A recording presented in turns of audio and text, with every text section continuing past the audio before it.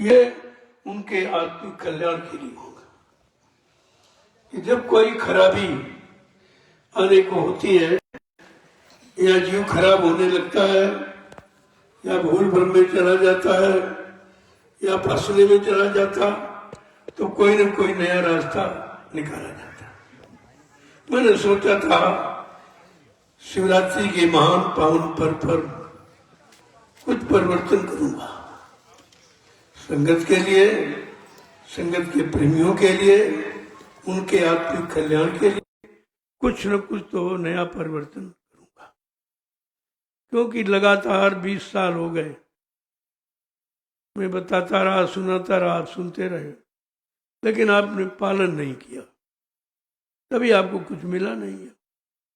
जब तक पालन नहीं करोगे, अनुशासन में नहीं रहोगे, मर्यादा में नहीं रहोगे, तब तक संत मत में कुछ मिलने वाला नहीं है। संत मत बहुत रूखा फीका मत है, लेकिन सच्चाई को चाहता, चरित्रता को, पवित्रता को, निर्मलता को बहुत चाहता। अगर ये जीव इन चीजों को धारण कर ले तो संत मत का लाभ मिलने में कोई देरी नहीं है।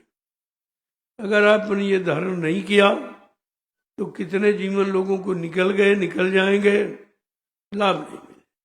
लाभ कोई यहाँ आने जाने का नहीं है, वो आना जाना छूट जाए वो लाभ है। ये तो घर से आए, आप यहाँ आ गए, चले गए, ये आना जाना है उस आने जाने को छुटाने के लिए।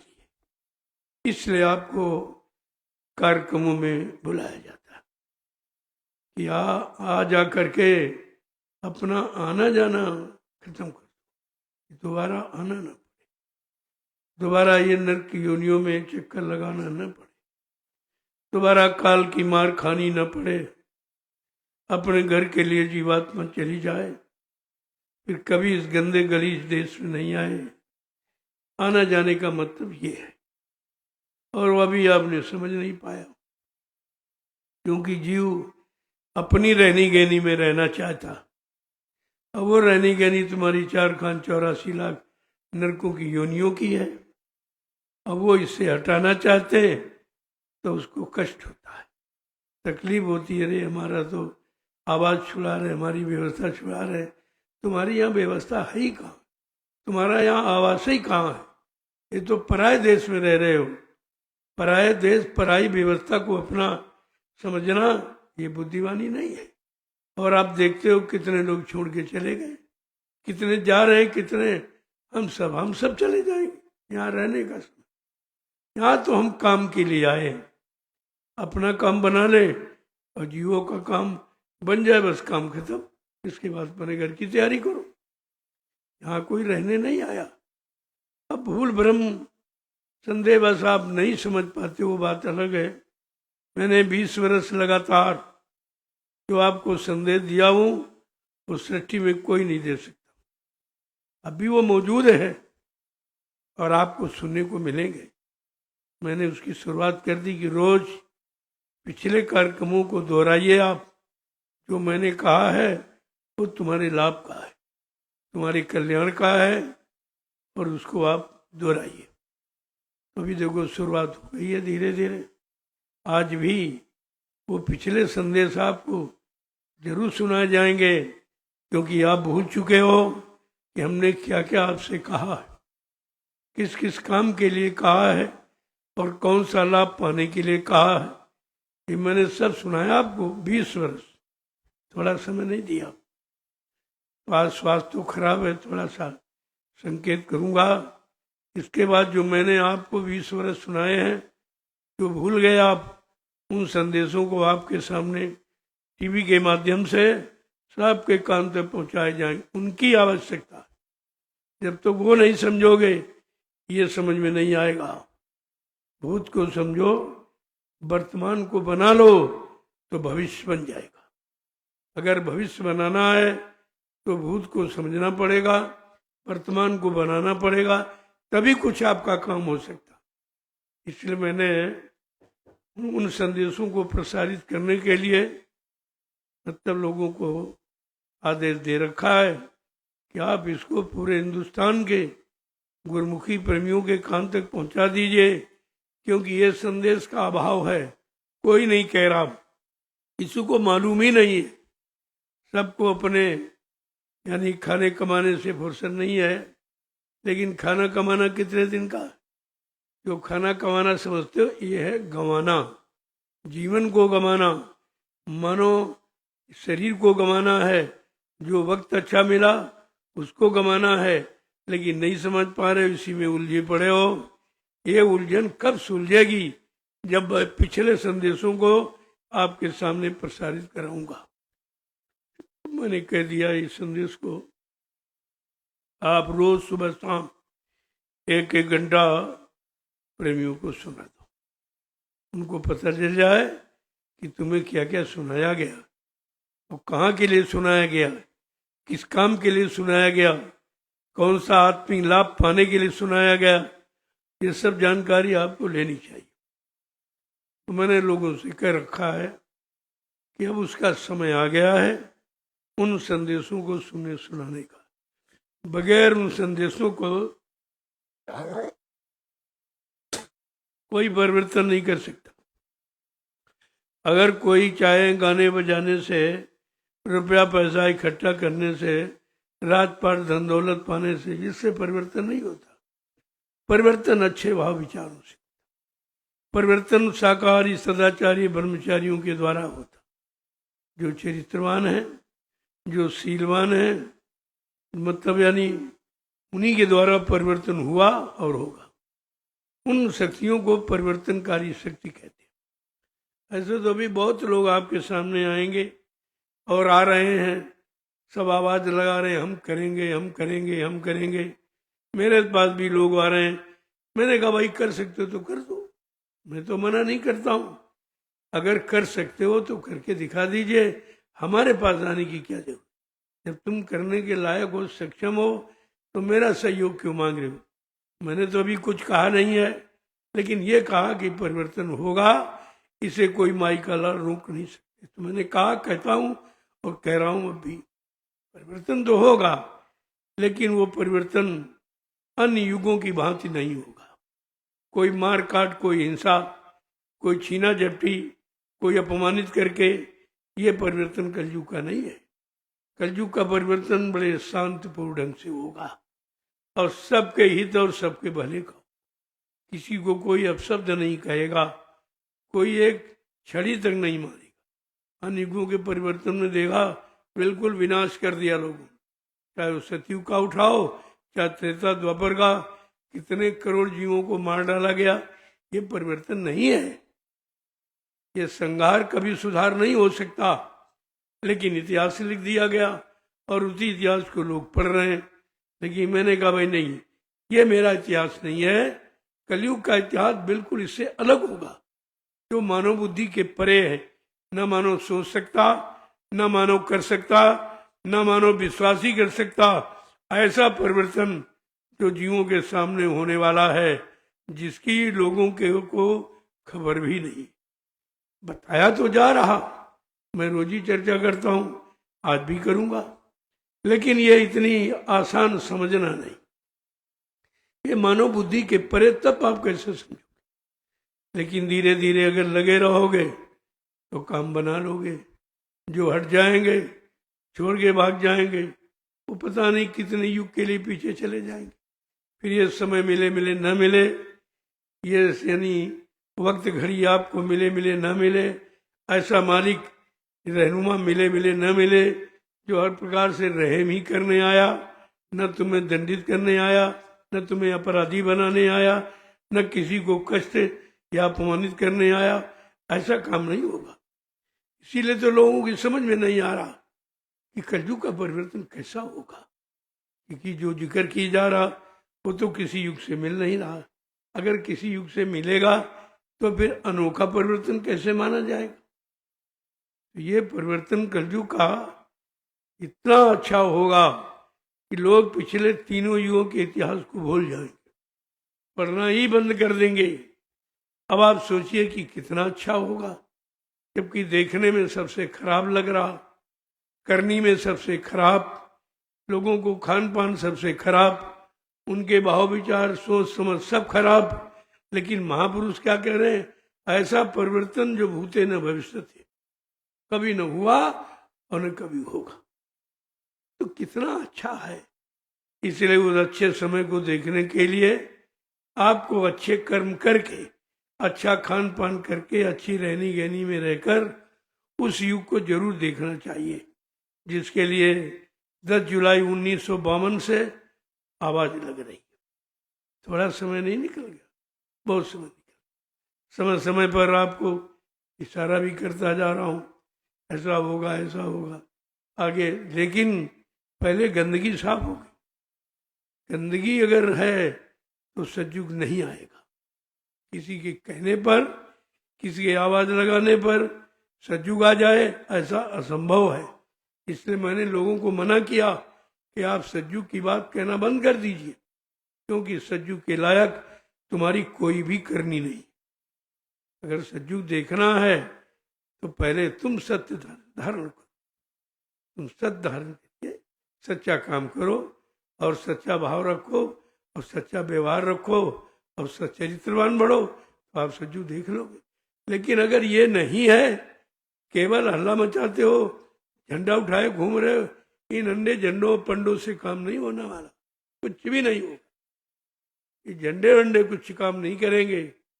वो विश्व का झंडा एक, उसके बारे में आपको 20 वर्ष पहले से आगाह किया।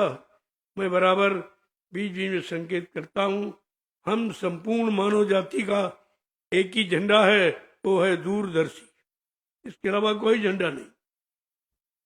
समाज के परिवर्तन के लिए, समाज के सुधार के लिए, समाज को मोड़ने के लिए, सही सच्चे रास्ते पर चलाने के लिए, उसको सत्यवान शीलवान चरित्रवान बनाने के लिए एक ही ध्वज है, वो है दूरदर्शी।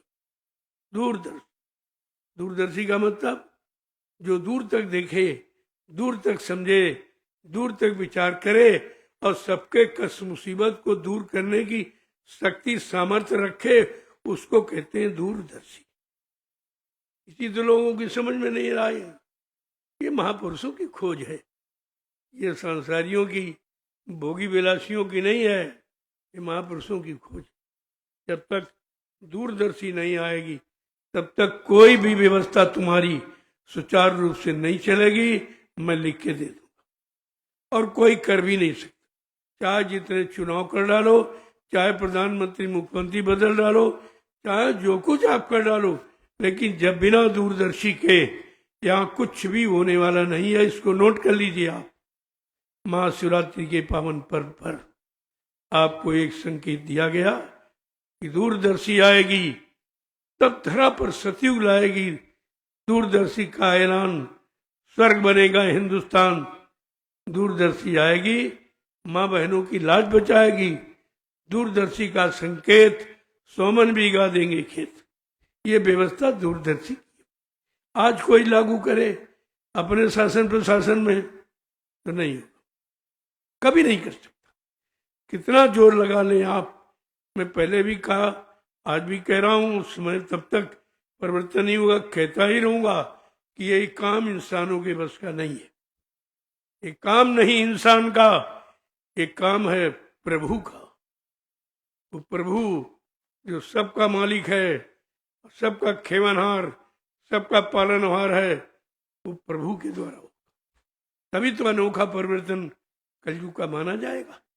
और आप पिछले युग को दोहराते हो, उन्हीं में थोड़ा वो मिला जुला की बात करते हो, इसलिए मैं किसी से सहमत नहीं हूँ, पूर्णतया सहमत नहीं हूँ। हाँ, आप कर रहे हो, अच्छी बात है, अच्छा समझ के आप करते हो, लेकिन अच्छा होगा नहीं, क्योंकि समय अच्छा नहीं। पहले परिवर्तन लोगों के खान पान में करो। प्रथम परिवर्तन है खान पान। जैसा करे आहार वैसे बने विचार।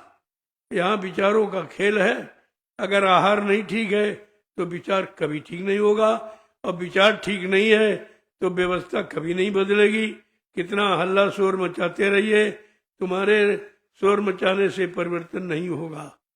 परिवर्तन महापुरुषों के इशारे से, जो उन्होंने इशारा किया कि शाकाहारी हो जाइए आप, परिवर्तन हो। पहले अपने में परिवर्तन करो, अपने खान पान में परिवर्तन करो, अपने भाव विचारों में परिवर्तन करो, अपने कार्यों में परिवर्तन करो, तब तुम परिवर्तन देख सकोगे।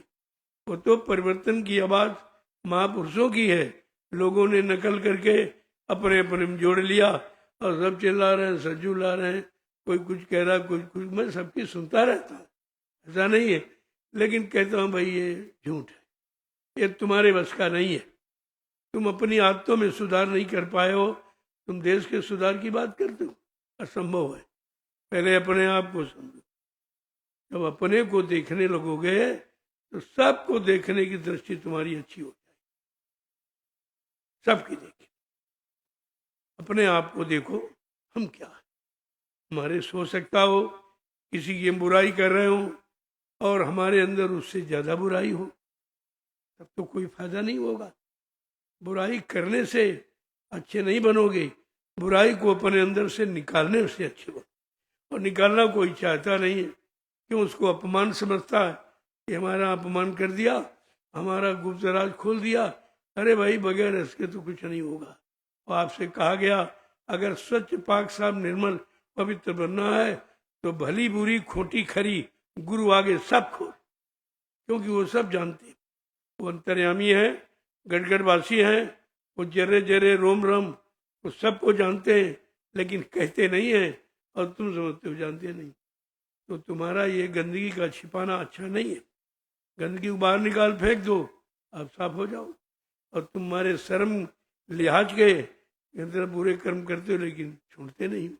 अरे सबसे बड़ी बुराई है बुरे कर्म करना, छोड़ना बुराई नहीं है। छोड़ना तो अच्छा ही है, लेकिन उल्टा अर्थ लगाते हो। यही सबसे बड़ी जीव की भूल है।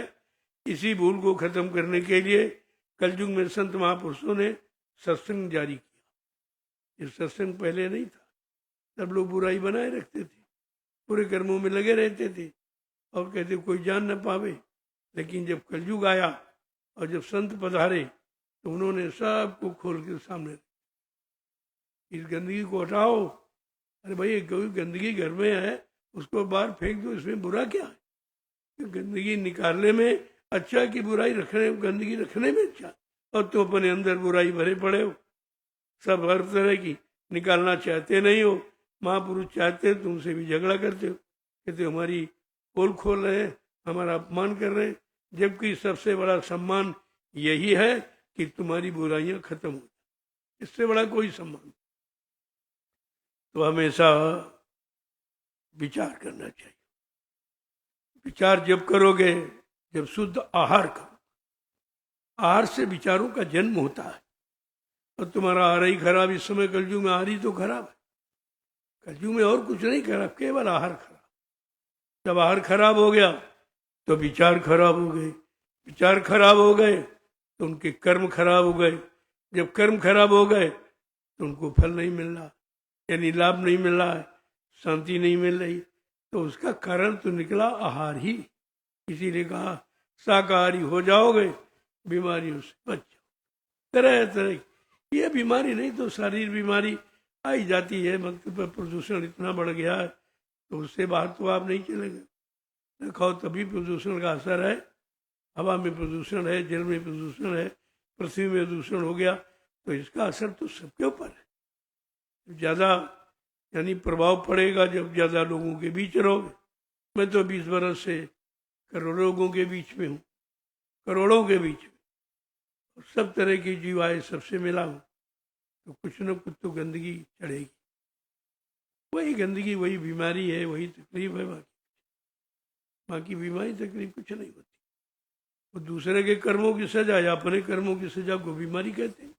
और बीमारी क्या? अब दूसरों का, भाई जो भला करने आया है उसको तो दूसरों का दुख लेना ही पड़ेगा। इसीलिए पैदा ही होते, वो जन्म इसीलिए लेते, परमार्थ के कारण साधु धरा शरीर। जो परमार्थ समाज देश धर्म हित आया है वो अपने दुख की बात कभी नहीं कहता, न सुख चाहने की बात करता है, न दुख बताने की बात करता है। ये जब तक जीवन है तब तक कर्म करते रहते हैं। साधु से हो न कारज हानि, जिनसे काम की हानि होती ही नहीं है तो वो कितना बोझा ढोएगा। कितने सबके कर्म अच्छे करेगा, कितने बुरे पाप कर्मों को अपने ऊपर लेगा, इसकी आप जरा अंदाज लगाइए। ये तो रहेगा, वो इसीलिए आए हैं, वो अपना काम करेंगे। शरीर का समय निश्चित है, काम का भी समय निश्चित है, परिवर्तन का समय निश्चित है।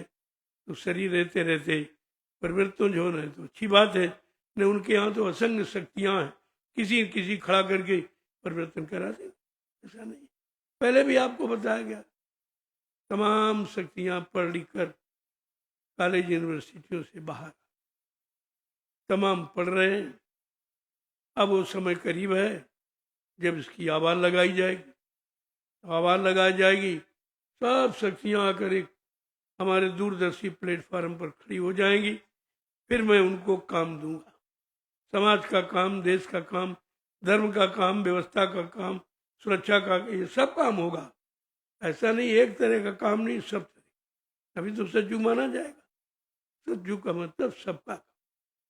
इस युग में सबका भला, सबका कल्याण, सबकी आत्मा को शांति मिले, तो छोटा मोटा काम थोड़ी होगा। उसे एक कोई शक्ति थोड़ी करेगी, असंग शक्तियां।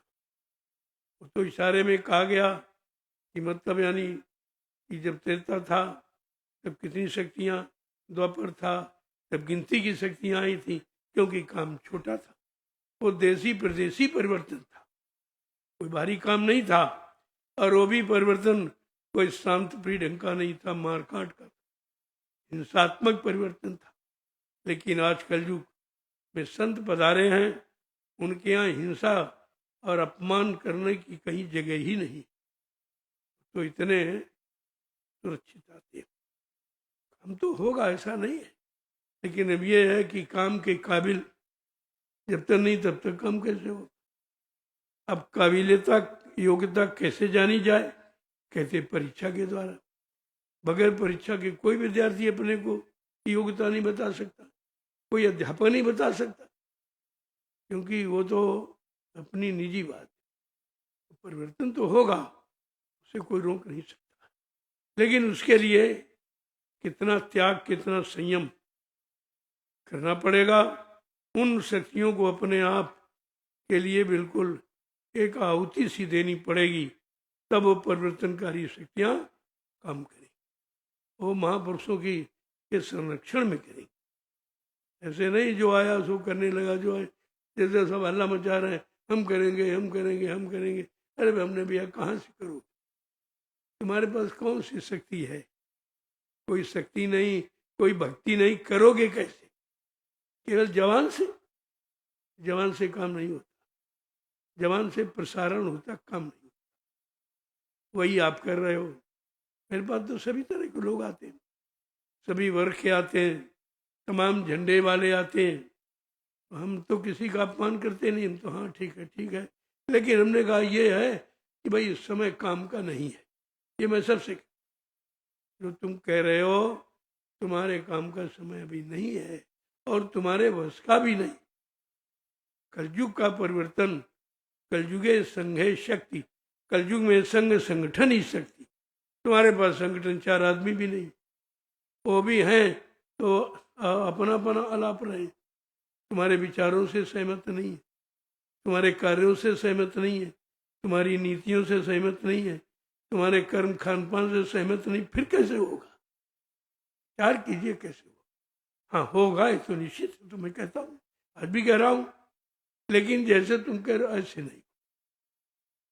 इसलिए सिमट कर एक जगह आ जाओ, एक जगह आ जाइए, सिमट कर तुम्हारी शक्ति बढ़ जाएगी और शक्ति ही काम करेगी। अब तुम अलग अलग दुकानें खोले बैठे हो, तो बस दुकानें तो कमाने खाने के लिए हैं, दूसरों के काम करने की दुकानें थोड़ी खुलेगी।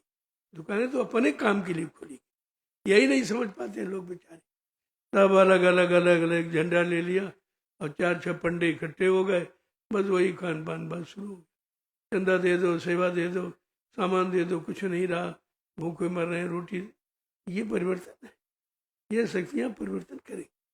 जिनको अपनी रोटी तक की व्यवस्था नहीं है वो परिवर्तन करेंगे, बिल्कुल एकदम सोचता ही कुछ नहीं। मेरे पास भी आते लोग, ऐसा नहीं है, लेकिन मैं किसी को असंतुष्ट नहीं करता हूँ।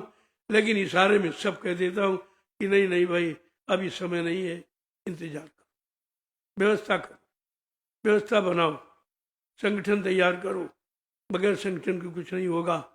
और किसी के पास 100 आदमी सच्चे नहीं है अभी, सर हमारे यहां भी नहीं। ये भीड़ आप देख रहे हो, लेकिन नहीं, अभी एक कोई घटना हो जाए दिखाई नहीं देंगे, सब गायब। कहते हम तो जब गुरुदेव वहीं नहीं, हम तो जानते नहीं, अभी इमरजेंसी में था, इमरजेंसी आई, सब भूल गए, सब बाबा जी का फोटो उठा के फेंक दिया, इधर उधर सब किताबें पत्रिकाएं सब फेंक दी। कहते हम तो जब गुरुदेव जानते नहीं, हम तो कभी नाम लेते नहीं। एक तो छोटी सी बात है, अरे परिवर्तन के लिए तो कुर्बानी देनी पड़ेगी भाई, कुर्बानी। अबे शरीर की कुर्बानी नहीं है, गंदे खान पान, गंदे विचारे, गंदे कर्मों की कुर्बानी देनी ही पड़ेगी। बगैर इसके ये स्वच्छ पाक साफ निर्मल परिवर्तन नहीं होगा। मैं बार बार कहता हूँ, आज मैं विशेष संदेश के लिए आया हूँ कि आपको एक बार फिर इशारा कर दूं कि भूल भरम में मत रहिए। अगर कोई कुछ कह रहा हो तो बिल्कुल झूठ मानना। ये परिवर्तन किसी के बस की बात। परिवर्तन करेगा जिसने अपने में परिवर्तन कर लिया, सब तरह से वो परिवर्तन कर सकेगा और वही परिवर्तन देख सकेगा। तो इसलिए सब प्रेमियों को चाहिए कि समय के परिवर्तन को देखने के लिए कम से कम उस लायक तो बन जाओ। मैंने तो कहा भाई सज्जू देखना है तो सज्जू के लायक बन जाइए, आप देख लोगे। अब केवल तुम जमान से उच्चारण करो सज्जू गाएगा और तुम्हारे सब कलयुग विचारधारा तो तुम कभी नहीं देख पाओ, तुम तब तक जिंदा ही नहीं रहोगे, तुम देखोगे क्या।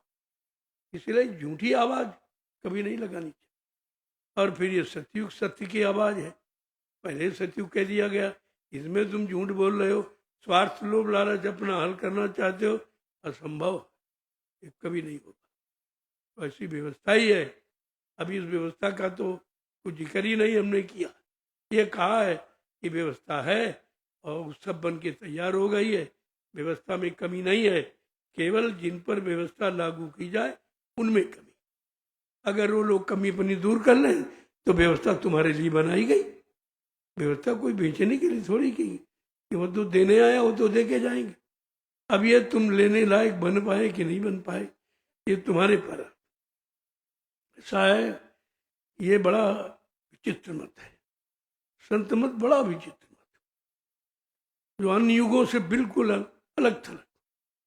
जरा सा तुम मिलाने की कोशिश करोगे तो फेल हो जाओ, तुम्हारी विचारधारा खत्म हो जाएगी। एक और यार कभी नहीं हुआ कैसे हो जाएगा, अरे कभी नहीं हुआ तभी तो होगा, तभी तो मान्यता होगी।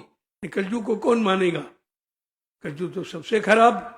लेकिन महापुरुष कहते हैं कलयुग सम नयान युग जो नरकर विश्वास, कलयुग के समान जीवात्मा के कल्याण हित का कोई युग है ही नहीं, अगर संतों की बात पर आपको विश्वास हो जाए।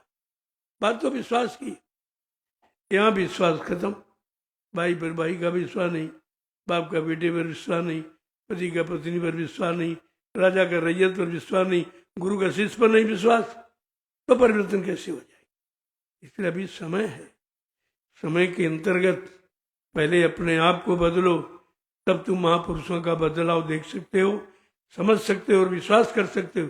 जब तक तुम्हारे में नहीं तो आपकी समझ में नहीं आए, आपको विश्वास ही नहीं होगा। विश्वास तो अपने आप से होता है। तो इसलिए बात समझने की कोशिश करो। अब ये पर्व तो बहुत पुराना है और ये पर्व भौतिक नहीं है, आध्यात्मिक। कोई बिरला ये समझ रहा कि आध्यात्मिक, सारे पर्व एकदम भौतिकता में आ गए, जबकि हैं आध्यात्मिक। अब कोई आध्यात्मिक है नहीं। आध्यात्मिक गुरु हो तो अध्यात्म की परिभाषा बताएगा, अध्यात्म की क्रियाक्रम बताएगा और आध्यात्मिक लाभ आपको दिलाएगा। लेकिन सब स्वार्थ में डूब गए, कोई नहीं बचा। स्वार्थ आगे है, परमात्मा बहुत पीछे। फिर कैसे समझ पाओ। पहले कहते हैं स्वार्थ हल हो, परमार्थ देखा जाएगा। जबकि ये होना कि पहले परमार्थ हो जाए, स्वार्थ देखा तो बन ही जाएगा। स्वार्थ तो परमार्थ के पीछे पीछे चलता, लेकिन जब तुम स्वार्थ न परमार्थ को समझ ही नहीं पाए हो और स्वार्थ में इतने डूब गए कि परमात्मा की परिभाषा भूल गए तो कैसे होगा। इसलिए ये तो ऋषि मुनि महात्माओं की देन है जो पर्व के नाम आप जानते हो, काम तो नहीं जानते हो लेकिन नाम जानते। महाशिवरात्रि पावन पर्व, रात तो सब लेकिन महारात, वो महान रात्रि है जिसमें शिव माने शक्ति प्राप्त हो जाए। यही शक्ति थी, यही साधना थी, यही नाम की कमाई थी। जीवात्मा जाग जाए, अपने घर की तरफ चले, सबसे बड़ी शक्ति। इस शक्ति को भगवान शंकर ने प्राप्त किया था, लेकिन आगे का गुरु नहीं मिला तो बेचारे सीमित रहे। नेत्र तो इतना खुल गया, लेकिन घर पहुंचाने के लिए आगे का जानकार नहीं मिला तो वहीं तक सीमित रहे। इसलिए शिव अपने लोक में सीमित है, ब्रह्मा ब्रह्मलोक में सीमित है, विष्णु विष्णुलोक में सीमित है, राम साकेत लोक में सीमित है, कृष्ण गोलोक में सीमित है, देवी देवता देवलोक में सीमित है और मानव मृतलोक में सीमित है। सब सीमित तो है अपनी अपनी जगह पर, लेकिन इस समस्या कैसे हल? अगर यहीं से बने रहेंगे तो घर जाने वाली बात तो फिर झूठ हो जाएगी। कौन सा घर, कहाँ घर है, इस घर से उस घर की दूरी कितनी है, इस घर से उस घर कैसे जाया जाए, क्या कोई जानकार है? उसी की तरह, उसी जानकार की तलाश का नाम है सत्संग। सत्य का सत्य, सत्य की जानकारी, सत्य देश की जानकारी हो जाए तो सबको लाभ हो। सब चाहते वही है। जीवात्माओं का मूल अर्थ है अपने घर जाना, लेकिन अब कोई घर भेजने वाला, घर का राज्य बताने वाला हो, अरे घर कोई पहुंचाने वाला मिल जाए तो और अच्छा। कई चीजें, जैसे मान लीजिए कहीं आप जाना चाहते हो तो कोई जा रहा, उससे पूछा भैया फला जगह कहाँ चले जाओ, यही रास्ता, वो भी जानकार है, आपको बताया, आपका सहयोग किया, लेकिन इस सहयोग से आपका काम थोड़ी बने। तब तक दूसरा मिल गया, आपने कहा भैया फला जगह जाएंगे, कल चले जाओ, रास्ते में नदी मिलेगी, एक पहाड़ मिलेगा, उसका भी कहना उचित है, लेकिन ये पहुंच नहीं है, ये पहुंचाने वाले नहीं है। तब तक तीसरा मिल गया, कहा कि क्या कल भैया फला जगह जाना चाहते हैं, क्या आपको जानकारी है? कल हाँ जाओगे तो शहर मिलेगा, और मतलब ये तमाम चिन्ह उसने भी बता दिए। यद्यप चिन्ह है उस मंजिल के, लेकिन चिन्ह मंजिल पर पहुंचाएंगे नहीं, ये भूल है। तब तक ये मिल गया चौथा, कल कहाँ जाओगे? फला, कल आओ हमारी साइकिल पर बैठ लो। अब आपका सब खत्म, केवल बैठ लो पहुंचा देगा। क्यों? कि वहीं का जानकार है, वहीं जा रहा। ऐसा आपको चाहिए जो कहे आओ बैठ जाओ, मैं तुमको तुम्हारे घर आज वही था आपके सामने, या ये बैठ जाओ मैं तुमको तुम्हारे घर पहुंचा दूं। आज वही आपके सामने प्रण किया जा रहा कि ऐसी नाम की नौका मैंने लगा दी भवसागर में, तुम विश्वास के साथ बैठ जाओ, मैं तुमको तुम्हारे घर पहुंचा दूं। इतना बड़ा विश्वास इतिहास में किसी ने नहीं दिया। और आपको क्या चाहिए? ऐसे महापुरुष को नहीं समझ, फिर किसको समझोगे? फिर तो तुम्हारा समय ही खत्म हो जाएगा और दूसरा कोई आएगा नहीं। अब इसीलिए कहा भल चाहो तो चेतो, आए लगा दी नाव, बहुर बहुर पछताओगे, फिर न सोदाओ। यानी दोबारा ये मौका फिर आपको नहीं मिलेगा। इतनी बड़ी बात है, लेकिन नहीं समझ में आ रहा। कितने दिन से समझाया जा रहा और सब करके दिखाया भी जा रहा लगभग, लेकिन अब ये है कि वो पूर्ण गति तो जब होगी तो तुम पूर्ण हो। बगैर पूर्ण स्थिति वाला ही पूर्ण गति को समझ पाएगा। बीच में शंका पैदा हो जाए, पता नहीं ऐसा है कि नहीं, अरे ये वहां जाते कि नहीं जाते, इनको जानकारी है कि नहीं है, ये पार कर पाए कि नहीं, हमें पार करेंगे, तमाम तरह की शंकाएं बीच में पैदा हो। इसलिए पूर्ण ज्ञान, आत्मज्ञान बहुत जरूरी। उसी आत्मज्ञान को पूर्ण ज्ञान कहते हैं।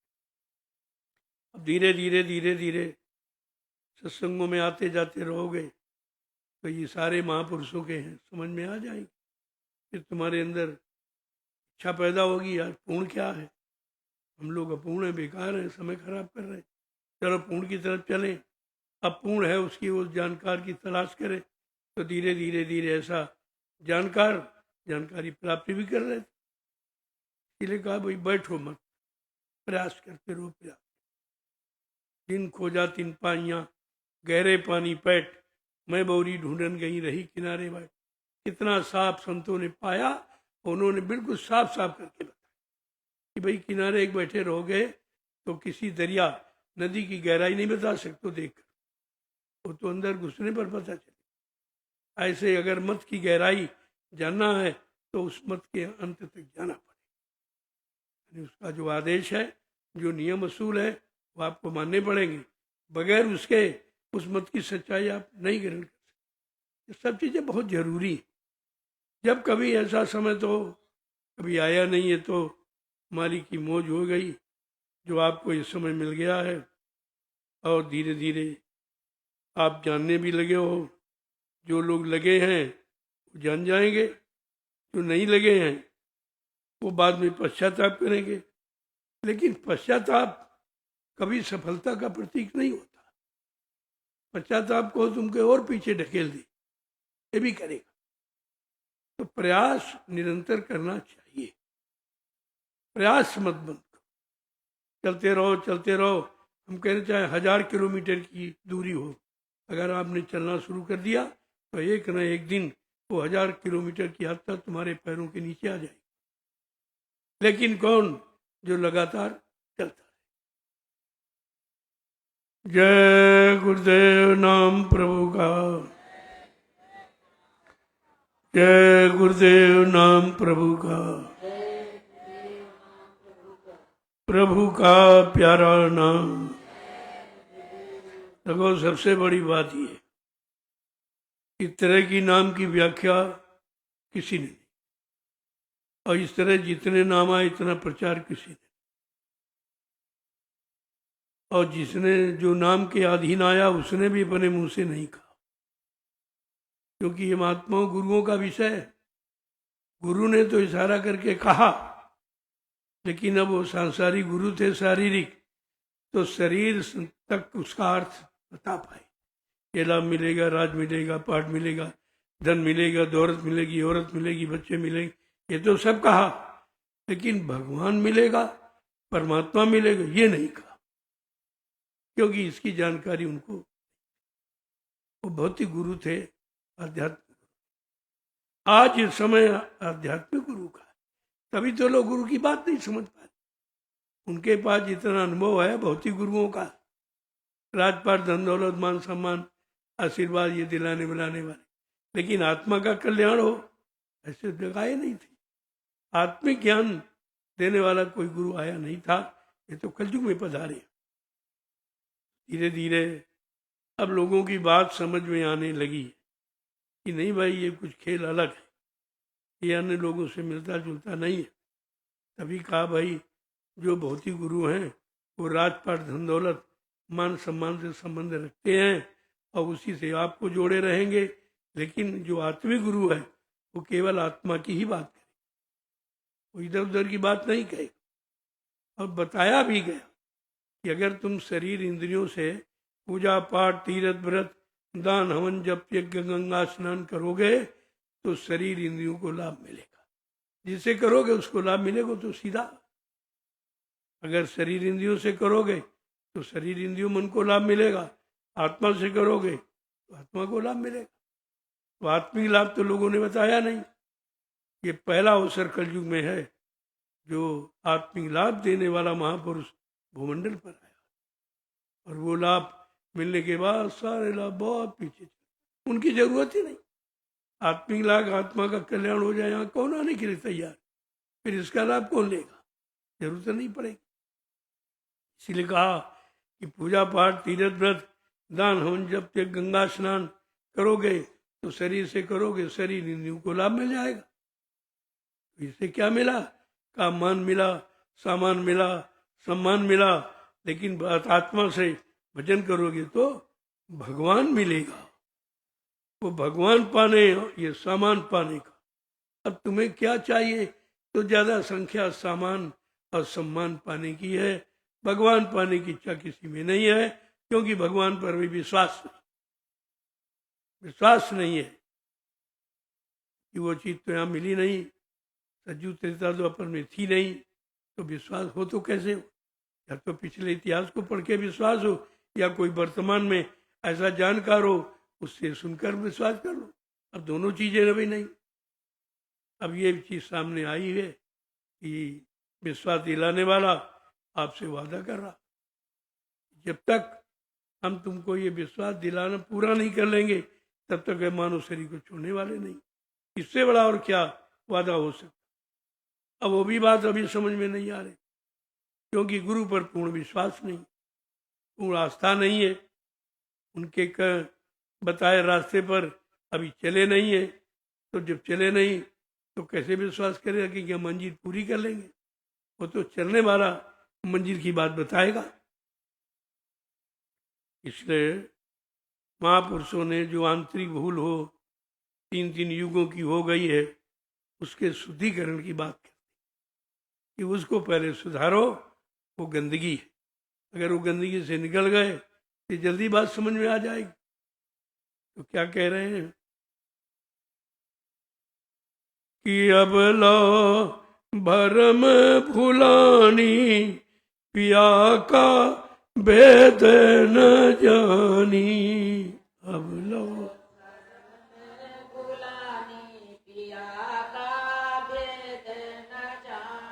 देखो, ये आंतरिक चीज है, ये भौतिक जगत की नहीं, आध्यात्मिक जगत की। कि अब लो पूरा समय निकल गया, जीवात्मा बिचारी जन्म लेती रही, आती रही, 4,84 लाख शरीरों में जाती आती रही, लेकिन अभी पिया का मरण, सच्चा प्रीतम सच्चा रखवाला नहीं मिला। ये बता रही है, नहीं मिला। समय निकल गया, युग निकल गया, जन्म भी चला गया, लेकिन जिसके लिए हुआ वो नहीं मिला। कि अब लो भरम भुलानी, पिया का भेद न जानी।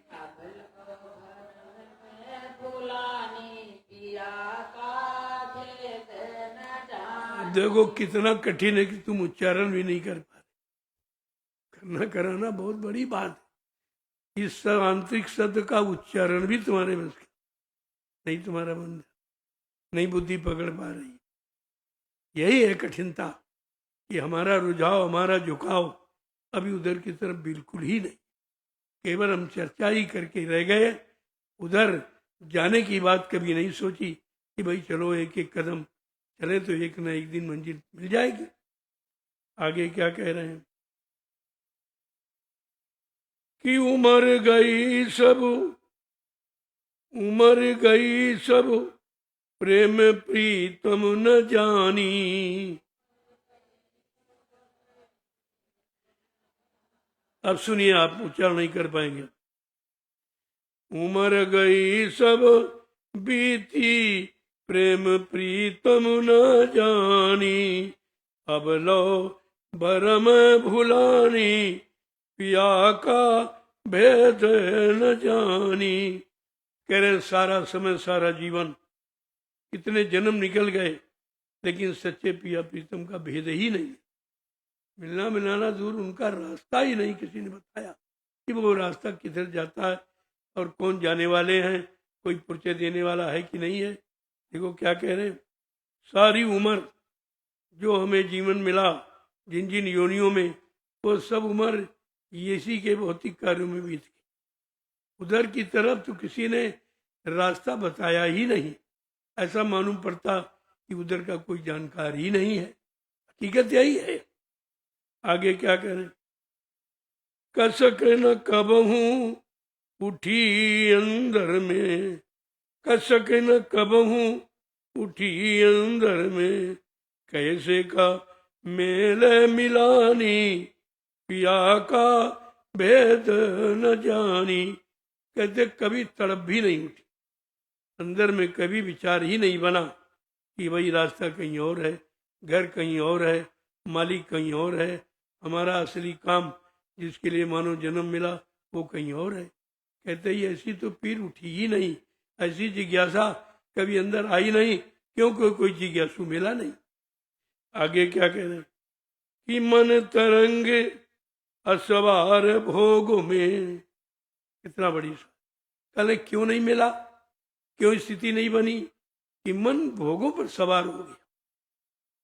सवार होना चाहिए अपने घर जाने के रास्ते पर, नीति पर, तरीके पर, लेकिन कहाँ कहते भोगों पर सवार हो गया, इसलिए चारों तरफ भूल भ्रम में फंस। क्योंकि भोगों का चक्कर लगाने वाला तो यहीं रहेगा, भोग उधर जाने वाले थोड़ी हैं, वो तो इधर है बनाए गए जीवों को फंसाने के लिए।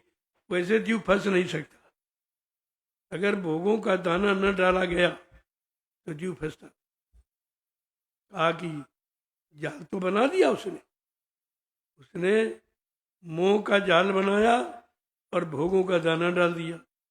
अब वो दाने के लालच में जीव फंस गया, अब बेचारा निकल नहीं पा रहा, कैसे निकलूं, और कोई दिखाई नहीं देता जिससे पूछे कि भाई आप क्या निकले, या कोई निकला हो ऐसा कोई मिल जाए हमको भी निकाल दे, इसकी भी तलाश नहीं। यही कमी हुई।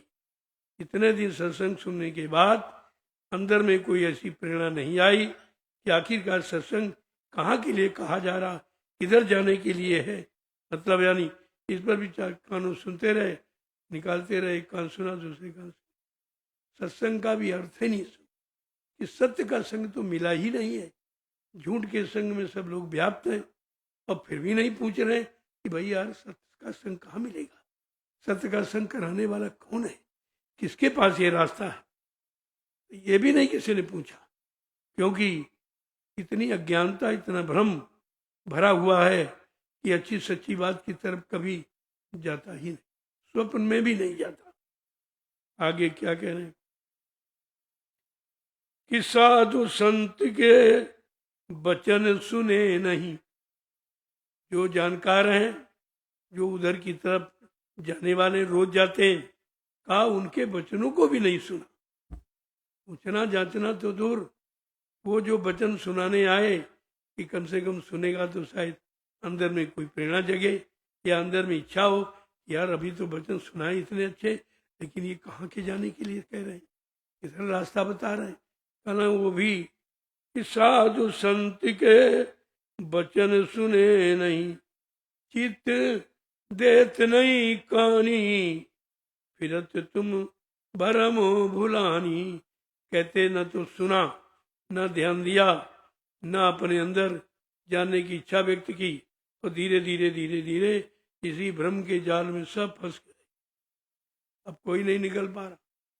चाहते हैं लेकिन चाह ऐसे तो पूरी होगी नहीं, चाह के लिए कुछ परवाह भी करनी पड़े, बगैर परवाह के चाह नहीं पूरी। और तुम लापरवाह हो, तुम्हारी चाह कैसे पूरी हो जाएगी, बात तो समझने की। आगे क्या कह रहे कि तन धन साधन साध्य और कुछ। कहते शरीर मिला, शरीर के भोग मिले, इसी को हमने साधन समझ लिया और इस शरीर को साध्य मान लिया। अरे भाई साध्य वो है जो अपने अच्छे सच्चे कार्य की तरफ चले, कि भोगों में फंसना कोई साध्य थोड़ी है।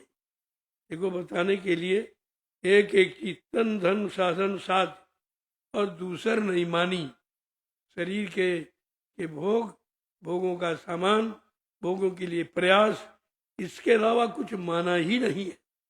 अब जब यहीं तक सीमित हो तो आगे का रास्ता कैसे चले। आगे क्या कह रहे हैं कि जीवत पशुवत फिरे मारे मारे। कहना जिंदा है लेकिन पशुओं के समान मारे मारे को, जैसे पशु को कोई ज्ञान नहीं है, क्या अच्छा है क्या बुरा है, क्या पाप है क्या पुण्य है, क्या शुभ क्या शुभ, क्या अपना विरान, कुछ उसको उसका ज्ञान है। वही पशुवत जीवन इस समय मानव का है, इसको भी कोई ज्ञान नहीं, बस खाना कमाना खाना कमाना। अरे हमने कहा ये तो सारे जीव कर रहे हैं और तुम भी यही कर रहे हो, तो तुम भी तो उन्हीं जीवों की गिनती में हो, तुम्हारी गिनती मनुष्य में नहीं की जाए, तुम मानव कहलाने के अधिकारी नहीं हो, क्योंकि मानव का कोई गुण तुम्हारे में नहीं। आगे क्या कह रहे हैं कि इस नर तन का मूल कदर कुछ काई शरीर का कुछ असली अर्थ अलग है।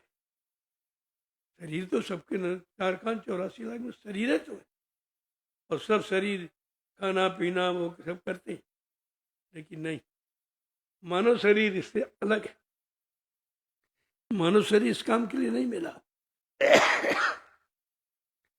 जियो और जीने दो,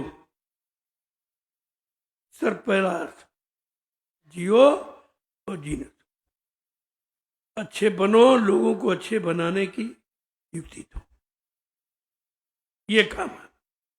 केवल अपना खाना, अपना कमाना, अपना मान सम्मान का ये तो पशुवत जीवन है। यही पशु प्रवृत्ति है कि आप ही चरे, ये पशुओं में। आज मानव में वही, केवल अपना खाना कपड़ा, अपना रहना सहना, इसके अलावा वो कुछ जानता ही नहीं है कि परमार्थ क्या है, सेवा क्या है, मानव धर्म क्या है, मानव कर्म क्या है, मानव व्यवहार क्या है, कुछ नहीं जानता। मानव नीति क्या, कुछ जानता ही नहीं। और कहते हैं हम काम करें, कौन सा काम करें? कौन सा काम आप करेंगे? काम करने की तुम्हारे पास कोई युक्ति है? काम करने का कोई विधान है? काम करने की कोई नीति है? कैसे करोगे? कहने से थोड़ी हो जाएगा, वो करने से। और करने के लिए सर्वप्रथम अपने 80 कर्म कर्तव्य को समझना होगा।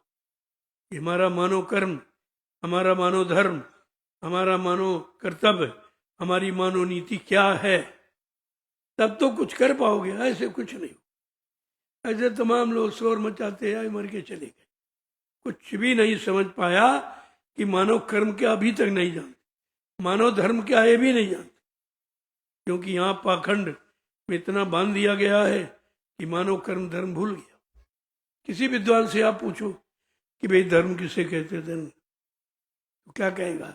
पूजा करो, पाठ करो, तीर्थ करो, व्रत करो, हवन जब तब गंगा स्नान करो। अरे नहीं भाई, करो माने कर्म होता है, धरो माने धर्म। जो धारण किया जाए, अपने जीवन में उतारा जाए, अपने ऊपर लागू किया जाए, कार्य रूप में परिणित किया जाए, उसको धर्म कहते। कहाँ धर्म है? धर्म तो कहीं है ही नहीं। धर्म लोप हो गया, धर्म की परिभाषा खत्म कर दी। अब केवल कर्म रह गया, वो भी स्वार्थी कर्म, शारीरिक कर्म, जो तुम्हारे साथ जाने वाला। क्योंकि शरीर नाशवान है, शरीर से संबंधित जो भी कर्म करोगे सब नाश, कोई भी आपके साथ नहीं है। हम अभी तक यही नहीं समझ पाए हमारा क्या। अगर ये जान जाते कम से कम, तो अपना तो काम कर ही लेते।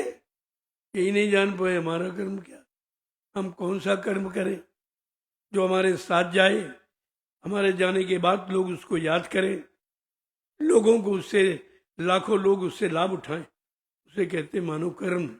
कौन बता रहा, बताइए।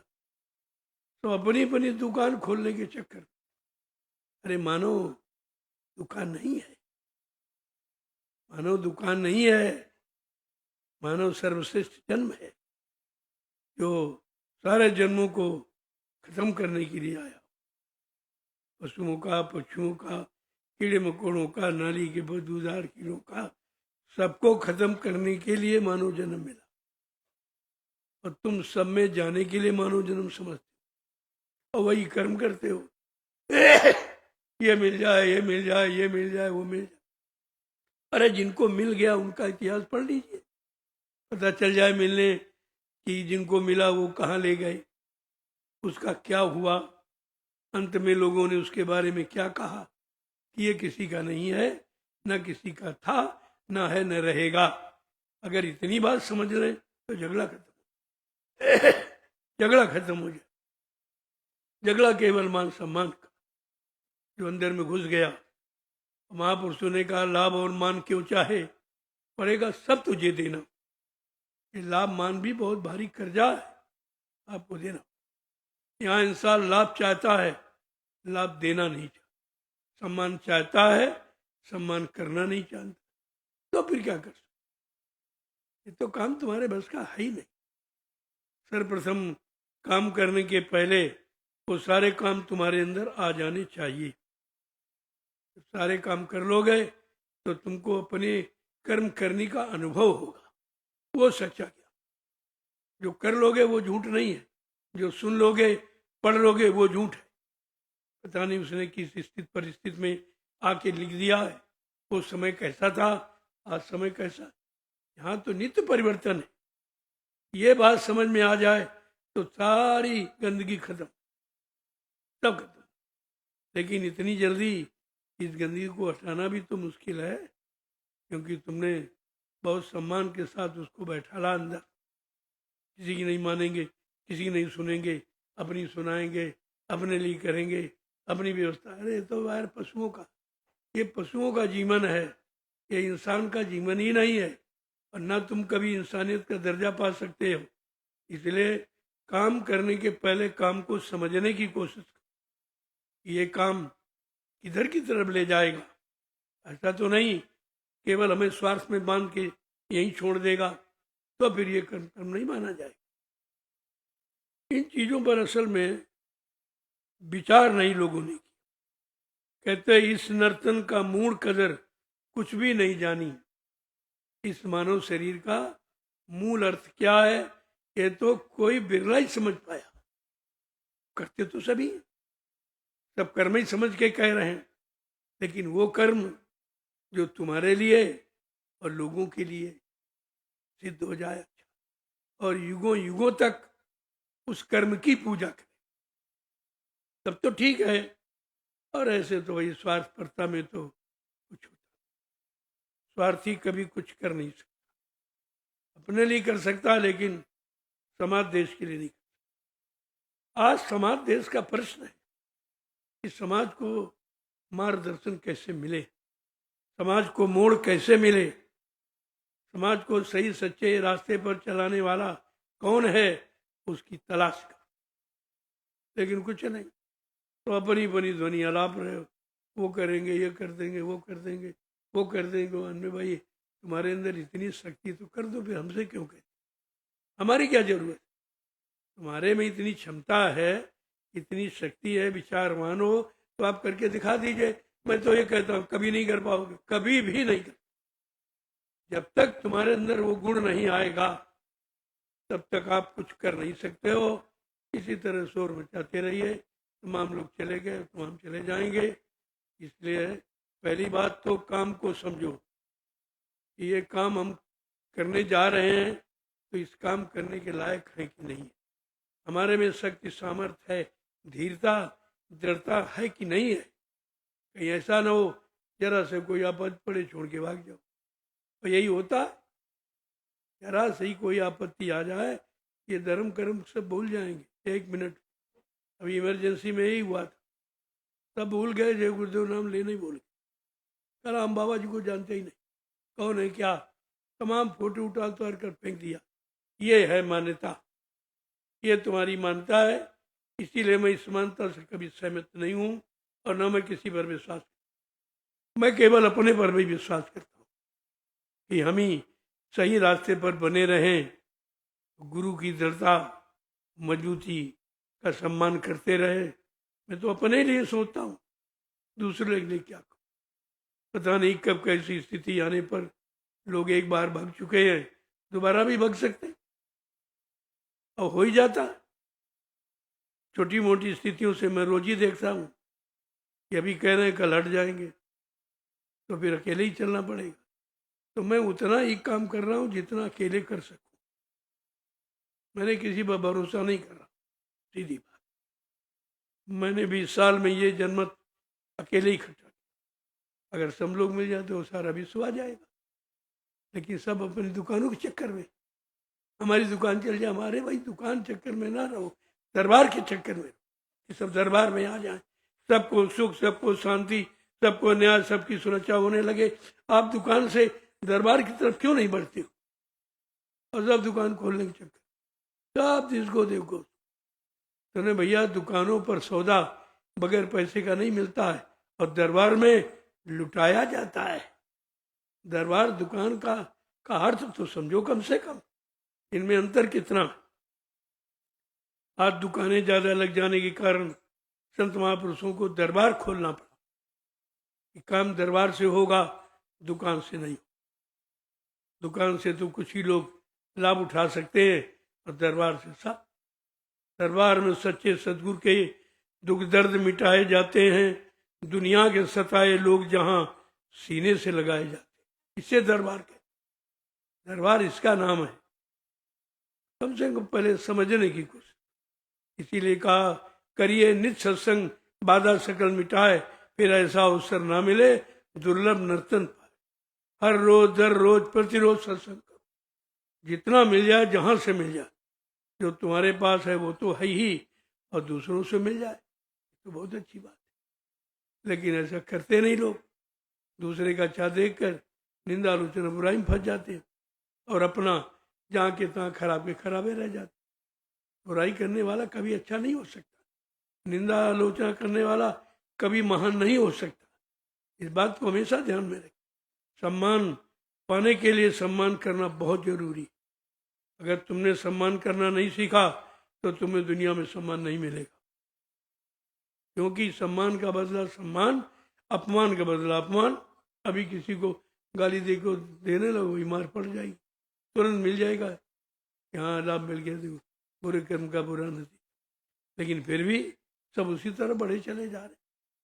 किसी के अंदर ये भाव नहीं बन रहा है कि परहित लाग सरित, परहित सरित धर्म नहीं दूजा।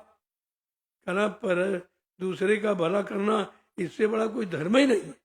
यही मानव धर्म है कि मानव मानव में प्रीत, मानव मानव से सद्व्यवहार, मानव मानव एक दूसरे काम आवे, एक दूसरे का सहयोग करे, एक दूसरे का मदद करे, जो गिर गए उनको उठाओ। ये है मानव धर्म। ये तो बात कोई करते ही नहीं। मैं सबका संदेश सुनता रहता, ऐसा नहीं है। मैं अपनी जगह चुपचाप बैठा, क्योंकि मुझे मालूम है कि परिवर्तन कब होगा। अभी जब तक लोगों में विचारधाराओं में परिवर्तन नहीं होगा, यहाँ कुछ होने वाला नहीं। इसलिए मैंने सर्वप्रथम शाकाहार की बात की थी कि शाकाहारी हो जाओ तो सारे दुर्गुण तुम्हारे अंदर से निकल जाए। ऐसा झाड़ू है। लेकिन शाकाहारी कहाँ बने? मोटा मोटा तो अभी कहा जा रहा आपसे कि मुर्गा मीट अंडा बुना खाना बंद। इतना ही नहीं है, शाकाहार बहुत बड़ा क्षेत्र। झूठ बोलना, धोखा देना, छल कपट करना, निंदा आलोचना बुराई करना, व्यभिचार कुपचार, ये सब शाकाहार में तो आता। अभी तो मोटा मोटा नहीं आप समझ पाए कि मुर्गा मीट अंडा दारू नहीं करना, बस इतना भी बताया गया। लेकिन तुम्हारे चरित्र के साथ में सब लागू। अगर मानव चरित्र शुद्ध साफ करना है और परमार्थ में कुछ प्रवेश लेना है तो फिर इन चीजों से बचना पड़ेगा। ये सब गंदगी, ये सब मन को खराब करने वाली। लेकिन महापुरुषों ने कहा इतना ज्यादा खराब हो गया जीव, अरे पहले मोटा मोटा इससे कहो भाई ये छोड़े, धीरे धीरे आ जाएगा। बड़ा कठिन है। साकार शब्द बहुत विस्तृत है, सारे जीवन में तुम्हारे लागू है वो। कहीं तुमको गलत करने के लिए, गलत जाने के लिए जगह ही नहीं है। साकार का मतलब ये है। चलो धीरे धीरे व्यवस्था बदल रही है कि कैसे कैसे भाई परिवर्तन होगा, लोग कैसे परिवर्तन करने में लगेंगे। अभी तो परिवर्तन की बात की जा रही। अगर कोई बीड़ी पीता कहते बीड़ी बंद कर दो तो विरोध करेगा, वो कहाँ छोड़ने तैयार। परिवर्तन कैसे हो जाएगा? हर चीज आपको बदलनी पड़ेगी। अपने अंदर का हर दुर्गुण आपको निकालना पड़ेगा, तब तुम परिवर्तन देख सके। पहले अपने आप में परिवर्तन करो, तब तुम परिवर्तन देखोगे। तुम्हारे अंदर सत्युग है भी। 24 घंटे में कितनी बार सत्य में जाते हो, कितनी झूठ में जाते हो। तो तुम सत्युग कैसे लाएंगे? कैसे ले आओ? सत्युग तुम्हारे साथ आएगा? तुम झूठ बोल रहे हो, छल कपट करते हो, बेईमानी करते हो, व्यभिचार कुपचार कर, तुम्हारे साथ सत्युग आएगा? कम से कम विचार भी सीख जाता। ये बड़ा विचारणीय विषय है। ये संत महापुरुषों की आवाज है, ये कोई भौतिक जगत में भोगियों की आवाज नहीं है। तो इसलिए सत्युग देखने के पहले आपको सारी सत्य विचारधारा में आना पड़े, बगैर उसके देख नहीं पाओ। वो कितने दिनों से मैं बराबर चर्चा कर रहा 28 मई 2012 मैंने शुरुआत तो बहुत पहले से है, लेकिन ये परिवर्तन की जो घड़ी आई, आपत्ति आई, से लीला कह लो, खेल कह लो, करिश्मा कह लो, वो 28 मई 2012 से कितना समय निकल गया, कहते कहते, बताते, सुनाते। जब मैंने शुरुआत की है तो मेरे साथ एक भी आदमी, सिर्फ एक व्यक्ति थी, बस उसने मेरा साथ दिया। उसने 24 घंटे साथ दिया, क्योंकि लोग बड़े भयभीत किए गए, अरे अकेले हैं ये, वो दो हैं, ये ऐसा हो जाएगा, वो गोली मार दी जाएगी, इनको जेल में बंद कर, इनका शासन प्रशासन है। लेकिन उस एक व्यक्ति ने मेरा साथ नहीं छोड़ा। बाकी तो बहुत जुड़े, 1000 जुड़े, हट गए, 10-20 जुड़े, फिर हट गए, वो जुड़े, वो हट गए, वो जुड़े, वो हट गए। लेकिन एक व्यक्ति जो मेरे साथ अब भी है, वो 25 साल से लगातार, उसको कोई भय नहीं, कोई डर नहीं। ऐसे व्यक्ति की जरूरत है। धीरे धीरे समझ में आ जाएगा आपका, और उस व्यक्ति में पूरा साथ। मैं उसी के बल पर 20 वर्ष में ये फुलवाड़ी आप देख रहे हो, कितनी मेहनत परिश्रम के बाद। यहाँ कोई मोल खरीदा व्यक्ति नहीं है, यहाँ कोई रुपए पैसे हमने नहीं बांटे, वो डीजल पेट्रोल नहीं बांटा है। इन्होंने अपनी गाड़ी कमाई खर्च करके गुरु के वचनों को समझा है, तब आए, बहुत समझ बूझ के आए हुए, ऐसे नहीं। अब ये पक्के हैं, लेकिन कमी ये है कि अभी ये विचारधारा में बदल नहीं पाए। कोशिश तो मैं कर रहा हूँ, बदल जाओ तो बदलाव देख लो, नहीं बदलोगे तो तुम बदला युग नहीं देख पाओ। ऐसा नहीं है, कोई खेल नहीं परिवर्तन। वो छोटे मोटे परिवर्तन आपने देखे, देसी प्रदेशी, कितने लाख करोड़ लोग जाने दे दी। लेकिन आज कलयुग का परिवर्तन जो महापुरुष के द्वारा होगा, उसमें ये चीज नहीं, कोई मार काट, कोई सजा, कोई दंडित किया जाए किसी को, गाली गलौज, अपमानित, ऐसा बिल्कुल पाक साफ परिवर्तन। उस परिवर्तन का नाम है वैचारिक क्रांति। वैचारिक क्रांति केवल विचारों की, विचारे तो लोगों के खराब हो गए, उन विचारों को बदलने के लिए अच्छे विचारों की जरूरत है। जब अच्छे विचारों का लोगों के कानों तक प्रसारण होगा, धीरे धीरे उनको लाया जाएगा। जैसे मैंने 20 साल में इन लोगों को धीरे धीरे इकट्ठा किया हूं, अब इनकी समझ में आ गया। अब ये इधर उधर नहीं जाएंगे, लेकिन इनको भी मजबूत करने की जरूरत है।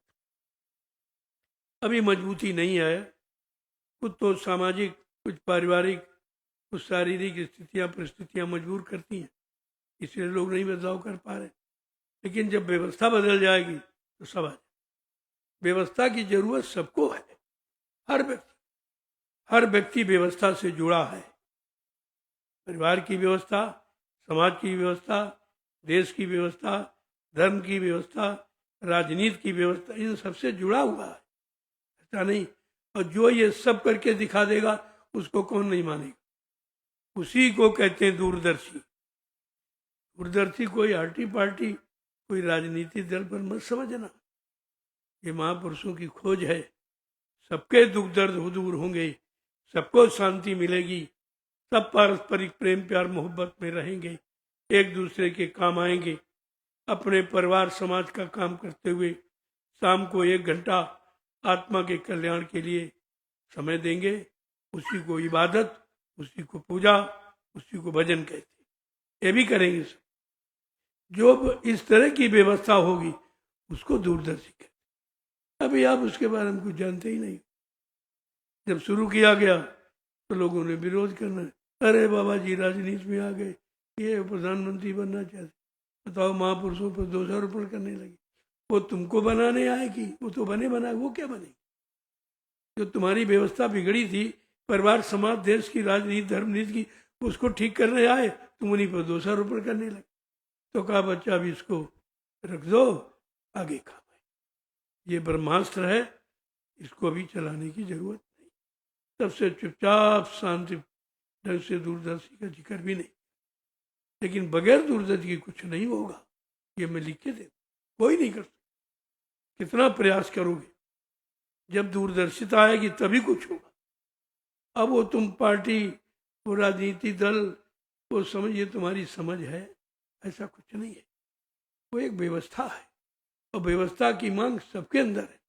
आज आप भी व्यवस्था चाहते हो कि भाई नेताजी सुभाष चंद्र बोस वाली व्यवस्था आ जाए, लेकिन इतने बड़े महापुरुष की व्यवस्था तुम खेल खेल में पाना चाहते हो, मिल जाएगी? अरे भी तो विचार करो, जिसका सारी सरकारें लोहा मानती हैं, आज उसकी व्यवस्था तुम खेल में बनाना चाहते, ये तुम्हारी कमी है। पहले उनके मान सम्मान का ध्यान करो, कोई ऐसा काम न हो जो उनको अपमानित होना पड़े या उन पर कोई उंगली उठाए, ये आपकी कोई मानता नहीं है। मैं बार बार इसीलिए कहता हूं, जो भी बोलो सोच समझ के। उस महापुरुष का तो खेल ही अलग है, वो तो किसी समझ में नहीं आ सकता। थक जाने कह गई कह भाषा, तासे उमा गुप्त कर रखा, पक्षी की बोली पक्षी जानता है, ऐसे महापुरुष की बोली महापुरुष ही जानते, तुम क्या जानो उनको? फालतू में डिंडोरा पीटे घूम रहे, अब कुछ होने वाला नहीं है। पहले महापुरुष की महानता जाने के लिए आपको महान बनना पड़ेगा, अपनी गंदी आदतों को आपको छोड़ना पड़ेगा, तब तुम उस महापुरुष की महिमा को समझ सकोगे और आप उनके लायक बन सको। ये चीजें कहीं जाती नहीं, अब वो महापुरुष भी कहीं नहीं जाते। उनको तो चोला बदलने का, शरीर बदलने का, उनके पास तो ये कला है, तो कला है। कैसे आप समझ लोगे? पहले भी आपसे कहा गया था, सुभाष महात्मा है, सुभाष योगी है, वो 10 साल का बन जाएगा, 100 साल का बन जाए, तुम समझ लोगे उनको? तुम पहचान लोगे? कम से कम बात तो समझो। पहचानने के लिए आपके अंदर आंख चाहिए, आंख। इन आंखों से महापुरुष नहीं पहचाने जाते। ये तो संसार को सांसारिक भोग सामान पहचानने के लिए दी गई है, उसके लिए आत्मा में आंख आपको मिली हुई है, वो उन्हीं की पहचान के लिए मिली। और जब तक वो नहीं होगा तब तक बगैर आत्मज्ञान के आप किसी शक्ति को पहचान नहीं सकते।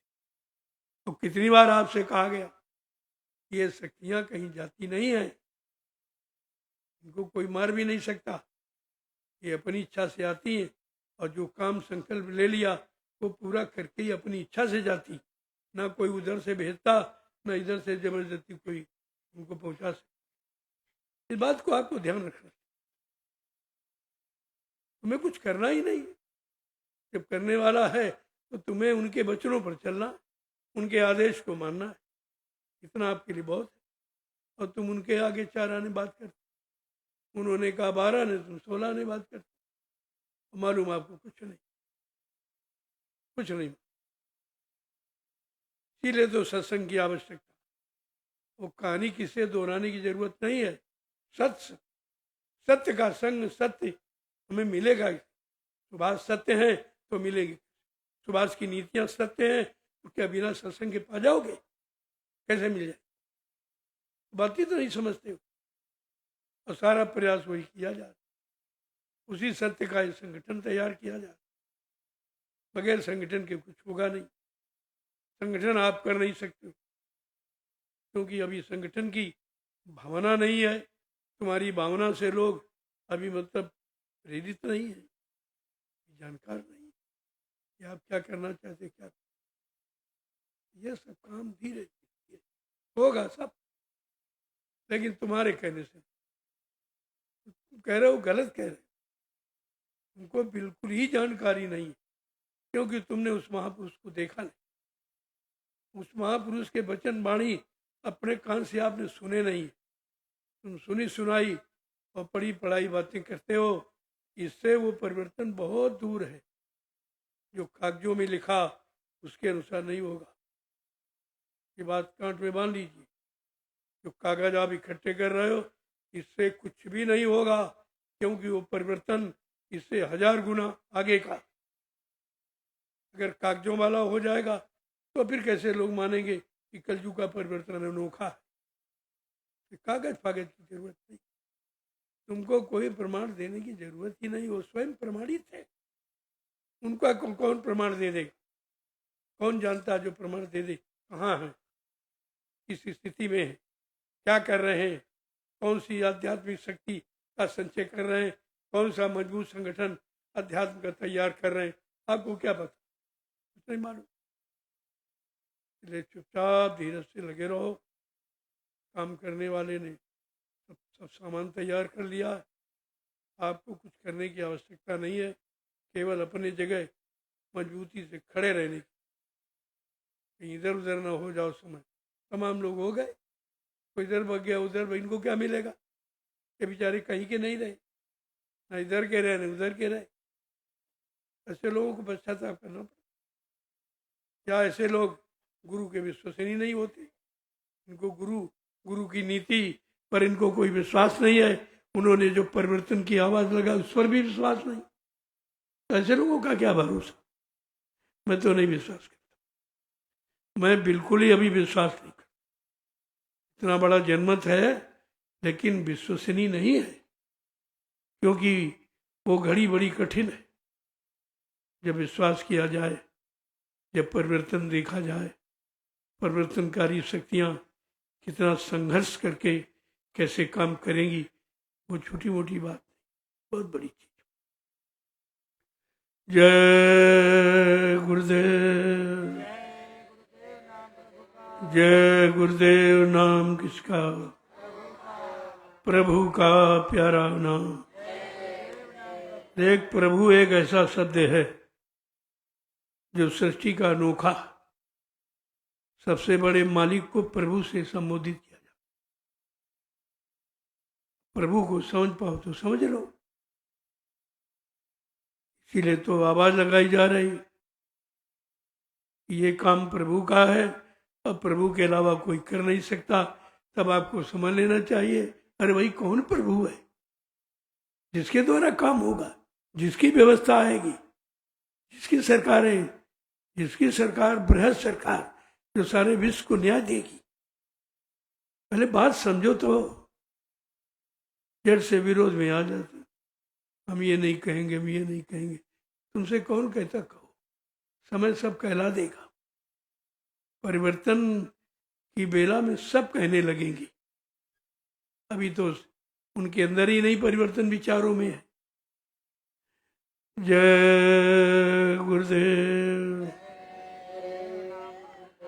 रघु प्रेम, मेरा स्वास्थ्य बहुत ही खराब, मैं बोलने के लायक नहीं था, लेकिन अब 3 दिन का समय मैंने दिया है, थोड़ा बहुत इशारा किया। कुछ मैं उस परिवर्तन के लिए कुछ परिवर्तन करना चाहता हूँ, और वो कल बताऊंगा। कल संदेश दूंगा उस पर कि कैसे कैसे परिवर्तन करके ही उस परिवर्तन के नजदीक जाया जाए। जैसा हो रहा ऐसा कुछ नहीं होगा, तो सब मनमानी तरीके से जिसकी जो इच्छा रहा वो कह रहा कर रहा, ऐसे नहीं। उसके लिए व्यवस्था कल आपको बताऊंगा कैसे कैसे यानी परिवर्तन किया जाए और कैसे कैसे इसको आगे बढ़ाया जाए, ताकि उस परिवर्तन के जानने की इच्छा व्यक्त हो जाए, इच्छा जगे। जब इस परिवर्तन देखेंगे इच्छा जगे, अरे जब ये छोटा वाला इतना अच्छा, वो बड़ा वाला कैसा हो। उसके लिए ये सब चीजें बड़ी जरूरी। कल मैं कुछ आश्रम संबंधी विभागों में परिवर्तन करूंगा। कौन विभाग कौन देखेगा, कौन आश्रम कौन देखेगा, परमानेंट किसी को रहने नहीं दिया जाए, क्योंकि आश्रम आपके पास 7 है, 7 आश्रम में समय देना है, तो 2 महीने इधर 2 महीने उधर 2 महीने, ताकि सारे आश्रम सुचारू रूप से चलने लगे और सबका संबंध सब आश्रमों से हो जाए। जहाँ आप ज्यादा दिन रहते हो उसी को अपना मान लेते हो, और यही सबसे बड़ी आसक्ति का कारण है। मैं चाहता हूँ कि सारे आश्रम आप लोगों के लिए, मेरा तो कोई आश्रम है, मेरा कोई आश्रम, ये मोटी बात समझ ना, मेरा कोई नाम कहीं कुछ पाएंगे, कोई नाम कहीं कुछ, और ना हमको कुछ चाहिए, हमको केवल चाहिए व्यवस्था। मैं व्यवस्था के लिए लगा हूँ, व्यवस्था बन जाए मेरा काम हो गया, और मुझे क्या करना। और आपको व्यवस्था चाहिए, दोनों चीजें हो जाएं। तो कल मैं कुछ आश्रमों के विषय में, क्योंकि ऐसे अगर रहोगे तो आश्रम चल नहीं पाए। हर आश्रम की जिम्मेदारी हर प्रेमी के अंदर होना चाहिए कि आश्रम हमारे हैं, हमारी गाड़ी कमाई से बने हैं, हम सबके लिए बने, लिहाजा हम सबका परम कर्तव्य है कि आश्रमों की देखरेख करना, मोटी बात। इसलिए मैं ये चाहता हूँ कि सारे आश्रमों की देख, 2 महीने यहाँ रहो, 2 महीने उस आश्रम दो, तो आपको जानकारी भी हो जाएगी कि आश्रमों में क्या कमी है, किस कारण ये व्यवस्था नहीं चल पा रही, ये सब जानकारी आपको, और सबको मौका मिलेगा, सब प्रेमियों को। ऐसा नहीं कुछ ही लोग, जब सबको मौका मिलेगा और सब जानकार हो जाएंगे, तब फिर कोई किसी को ठग नहीं पाए, कोई किसी को बहका नहीं पाए, कोई किसी के अधीन नहीं रह जाए। ये काम सबके अंदर होना चाहिए, और सब लोग धीरे धीरे जानकारी ले लो और अपनी व्यवस्था को आप लोग संभालिए। देखो मेरी कोई व्यवस्था नहीं है, मेरा तो ये है कि चलो आपकी व्यवस्था बन जाए और आप सुचारू रूप से उसको चलाने लो, मेरा तो कोई मतलब है नहीं, मैं इसका कोई हिसाब किताब मांग। ये जरूर है, ये देखता रहता हूँ कि प्रेमियों की गाड़ी कमाई जो देते हैं उसका दुरुपयोग ना हो, इतना तो ध्यान रखता हूँ, ऐसा नहीं है उसी तरह से उस सेवा में लगा दिया जाता। बाकी आपकी जिम्मेदारी है, हर आश्रम को देखिए कि आश्रम में क्या कमी है, फसलों में क्या मतलब यानी कमी है, क्या चीज़ की ज़रूरत है। जब तुम कभी जाओगे नहीं तो जानोगे। तुम्हें यही नहीं पता हमारे कितने आश्रम हैं, क्योंकि तुम एक जगह बंद गए पशुओं की तरह, एक खूंटे में बंद गए, आप क्या जानोगे। ऐसा नहीं है, सब जगह सबकी देख रेख करो, तो मेरे बस का तो है। मैं बुढ़ा हो गया हूँ, अब आप लोगों को बता ही सकता हूँ, इशारा कर सकता हूँ, ये तो सब करूँगा, लेकिन अब करने वाली क्षमता शरीर में नहीं रही। तो मैं आपसे कह रहा हूँ कि आप लोग स्वयं संभाल लीजिए। आगे आने वाले समय में लाखों लोग लाभ उठाएंगे, ये तुम्हारा परमार्थ बन जाएगा। कोई लेके थोड़ी जाता रहता, सब यही है। अगर उसकी बनाई व्यवस्था प्रेमी सुचारू रूप से चला रहे हैं तो फिर कितने लाख लोग इससे लाभ उठाने लगे। सभी जानते साथ नहीं जाते, लेकिन ऐसी व्यवस्था बन जाए जो आगे आने वाले भविष्य में लाखों लोग इसका लाभ उठावें, इसीलिए सब तैयारी की गई। ये कोई तैयारी अपने लिए थोड़ी की, हमारा तो कोई मतलब ही नहीं है, आप अच्छी तरह जानते। लेकिन जब तुमसे मतलब है तो तुम्हारे लिए सब कुछ करना, जब तक रहूँगा तब तक करता रहूँगा। लेकिन आप लोग अगर खड़े हो जाओ तो एक काम और आगे बढ़ जाए। जिम्मेदार हम कौन आश्रम की जिम्मेदारी ले सकते। इतने आश्रमों का निर्माण कर दिया गया है, तो इसमें प्रेमियों को अलग अलग व्यवस्था में देखना है। टोली बना लो, 20 लोग इस आश्रम में 2 महीने, फिर 20 लोग उस आश्रम में, ऐसे करके सब लोगों को सेवा का मौका मिल जाए और सबको आश्रमों की जानकारी हो जाएगी। कोई शंका नहीं रहेगी कि भाई कितना पैसा हुआ, कितना पैसा आया, कितना क्या, ये शंकाएं सब समाप्त हो। यही शंकाएं संस्थाओं को आगे बढ़ने नहीं देती। बहुत भारी रोग है ये, मैं इस रोग को समाप्त करना चाहता हूँ, इसलिए मैंने कुछ परिवर्तन की बात सोची। सब लोग अपना अधिकार से सब जगह जाओ, सब जगह देखो कि व्यवस्था कहीं बिगड़ तो नहीं रही, ये अच्छा होगा। अब एक खूंटे में जानवर की तरह बंद गए तो तुम क्या जानोगे। लोग पूछेंगे क्या आश्रम, ये तो सुना है, देखा नहीं, तो मतलब क्या। पशुओं की तरह एक खूंटे में नहीं बंधना, सबको देखो। दिन यहाँ दिन आप आश्रम सब बंटवारे कर देखो। सतगुरु धाम का तो मैं अपने हाथ में रखूँ, इस आश्रम पर किसी का कोई अधिकार नहीं। ये मैं स्वयं देखूंगा, स्वयं व्यवस्था, खेती की बाड़ी कोई भी, ये सब व्यवस्था में अपने हाथ से, क्योंकि ये सबसे बड़ा नुकसान यही हुआ। सबसे ज़्यादा पूंजी का खर्चा यहाँ हुआ और सबसे ज़्यादा लोगों ने यहाँ नुकसान किया। 2 पैसे कभी बचा गया। इसलिए ये आश्रम की बागडोर में अपने हाथ में रखूँ, किसी को। प्रेमी मेरे साथ रहेंगे, कभी 50 कभी 100 ऐसे उन्हीं के द्वारा होगा तो उनको सिखा दूंगा, जानकारी बता दूंगा। फिर ये बाद में अपना संभालते रहेंगे जब तक है तब। और बाकी जितने आश्रम है सबकी जिम्मेदारियाँ अलग अलग दे दूंगा। पहले से पूछूंगा भाई आपको अगर इच्छा है ले लीजिए। प्रेमी तो सब साथ में, ऐसा नहीं है किसी के बैनामा नहीं हो जाएगा। सब प्रेमी साथ में रहेंगे, सब सहयोग दे तभी हो पाएगा। लेकिन कुछ संख्या तो निश्चित रखी ही जाए। इतने लोग हैं, इनको सब लोग सहयोग दो तो आगे आपके आश्रम की जो है व्यवस्था बदल जाए और आप आते हो तो सुचारू रूप से रहने लगो। ये तो मैंने अभी अकेले किया। अब इतने लोग आप तैयार हो, सब लोग कारोबार संभाल लो तो बहुत बढ़िया हो। दुनिया के लोग एक बार दांते तेले उंगली दबा में कि सतगुरु धाम का मतलब क्या है। जय गुरुदेव।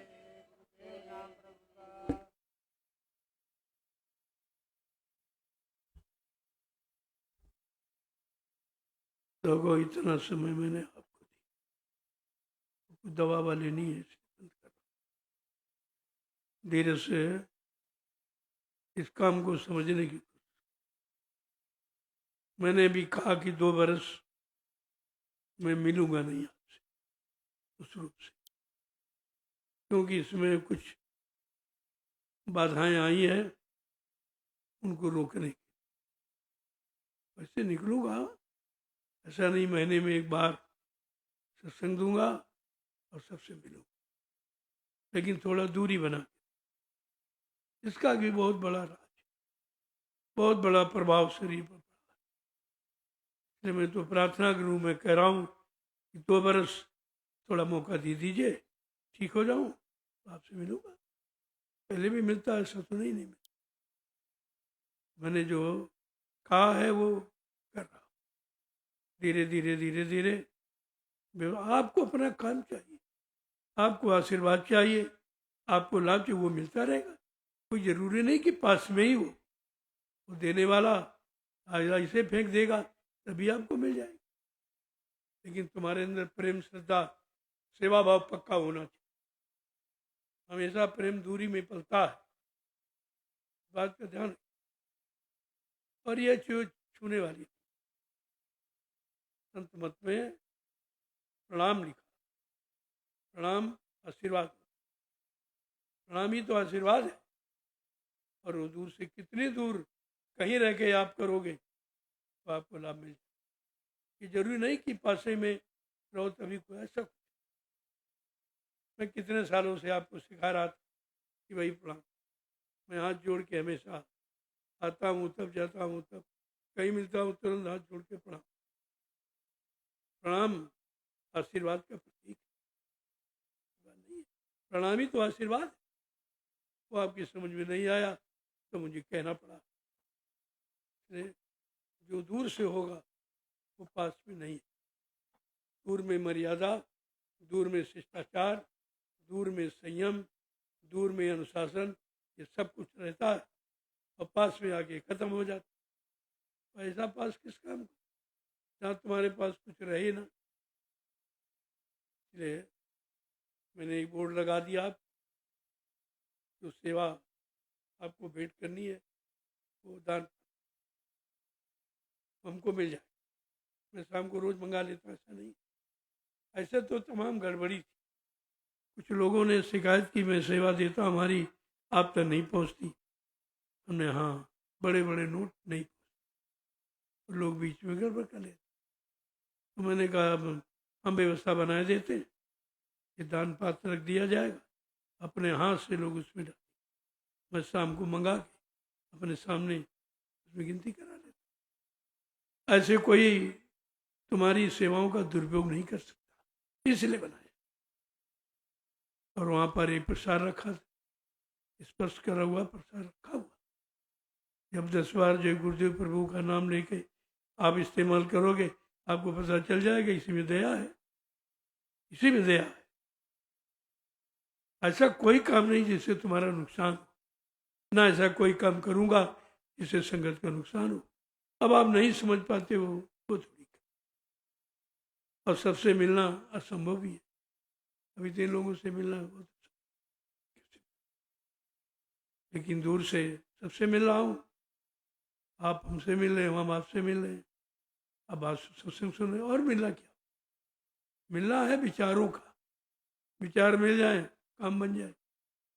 विचारों को मिलने मिलाने के लिए ये संदेश दिया जा रहा।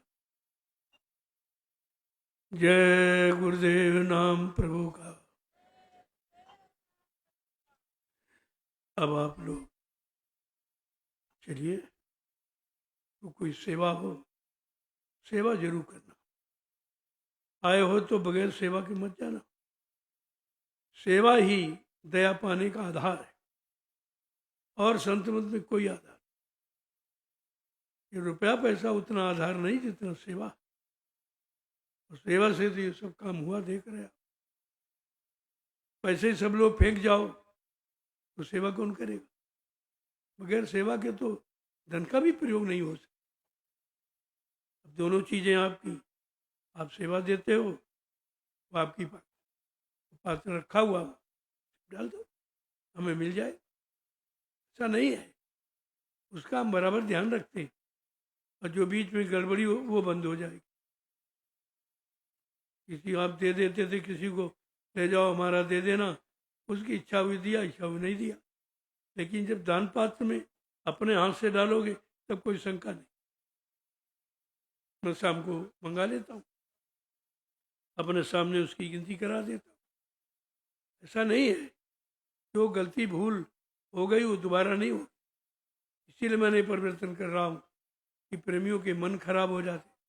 मान लो किसी प्रेमी ने सेवा दी, तुम्हारा मन खराब हो गया, अब बताए तुम पाप के बोझे से लद गए, तो ऐसी सेवा किस काम की? इसलिए मैंने उसमें बदलाव, या अपनी अपनी बनी सेवाएं सब लोग उसी दान पेटी में डाल दो, शाम को हमको मिल जाए। उसमें कोई लेने देने वाली बात नहीं होगी, और सबकी श्रद्धा भाव बना रहेगा, यही चाहिए।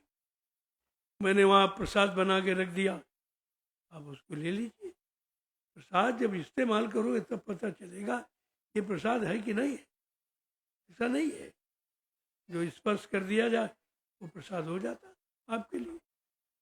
और ये झगड़े झंझट तमाम खत्म हो गए, मिलने जुलने वाले हुड़दंग ये सब समाप्त हो गया, और काम आपको हो जाएगा। आपको अपना काम, आपको अपना आशीर्वाद चाहिए, वो तो आपको मिलेगा। वो कोई दूरी नजदीकी में नहीं होता, ये भ्रम है लोगों का। जो कुछ सेवाएं चल रही हैं उसमें आप लोग भाग ले लो, और प्रसाद कल मिले, कल पर्व है, कल पर्व पर अपने हाथ से प्रसाद दूंगा। वो महीने में एक दिन मैंने निश्चित किया है, हर पूर्णमासी को सत्संग होगा और प्रसाद। ये रोज वाला प्रसाद नहीं होता, लोग इसको संभाल के रखते नहीं, लापरवाह रे कहना कल फिर मिल जाएगा, ये तो रोज मिलता है। तो लोगों की आस्था श्रद्धा समाप्त हो गई, इसलिए मुझको ये परिवर्तन करना। अब एक दिन मिलेगा, आप संभाल के रखेंगे, प्रसाद का महत्व समझोगे, प्रसाद का लाभ आपको मिलेगा। रोज वाला नहीं, वो सब खत्म हो गया। सारी व्यवस्थाओं में बदलाव। आपको लाभ चाहिए, परमार्थी लाभ चाहिए, तो थोड़ा जो कहा जाए उसके अनुसार। भाई देने वाले की इच्छा से लो, अपनी इच्छा से लोगे मिलेगा नहीं। आप तो देने वाले की इच्छा पर निर्भर है, वो कैसे देगा, दूरी में देगा, शांति में देगा, मतलब यानी उसके देने पर। आप ऐसा क्यों समझते हो? ये सब गलत विचार। देने वाले ने सबके लिए बनाया।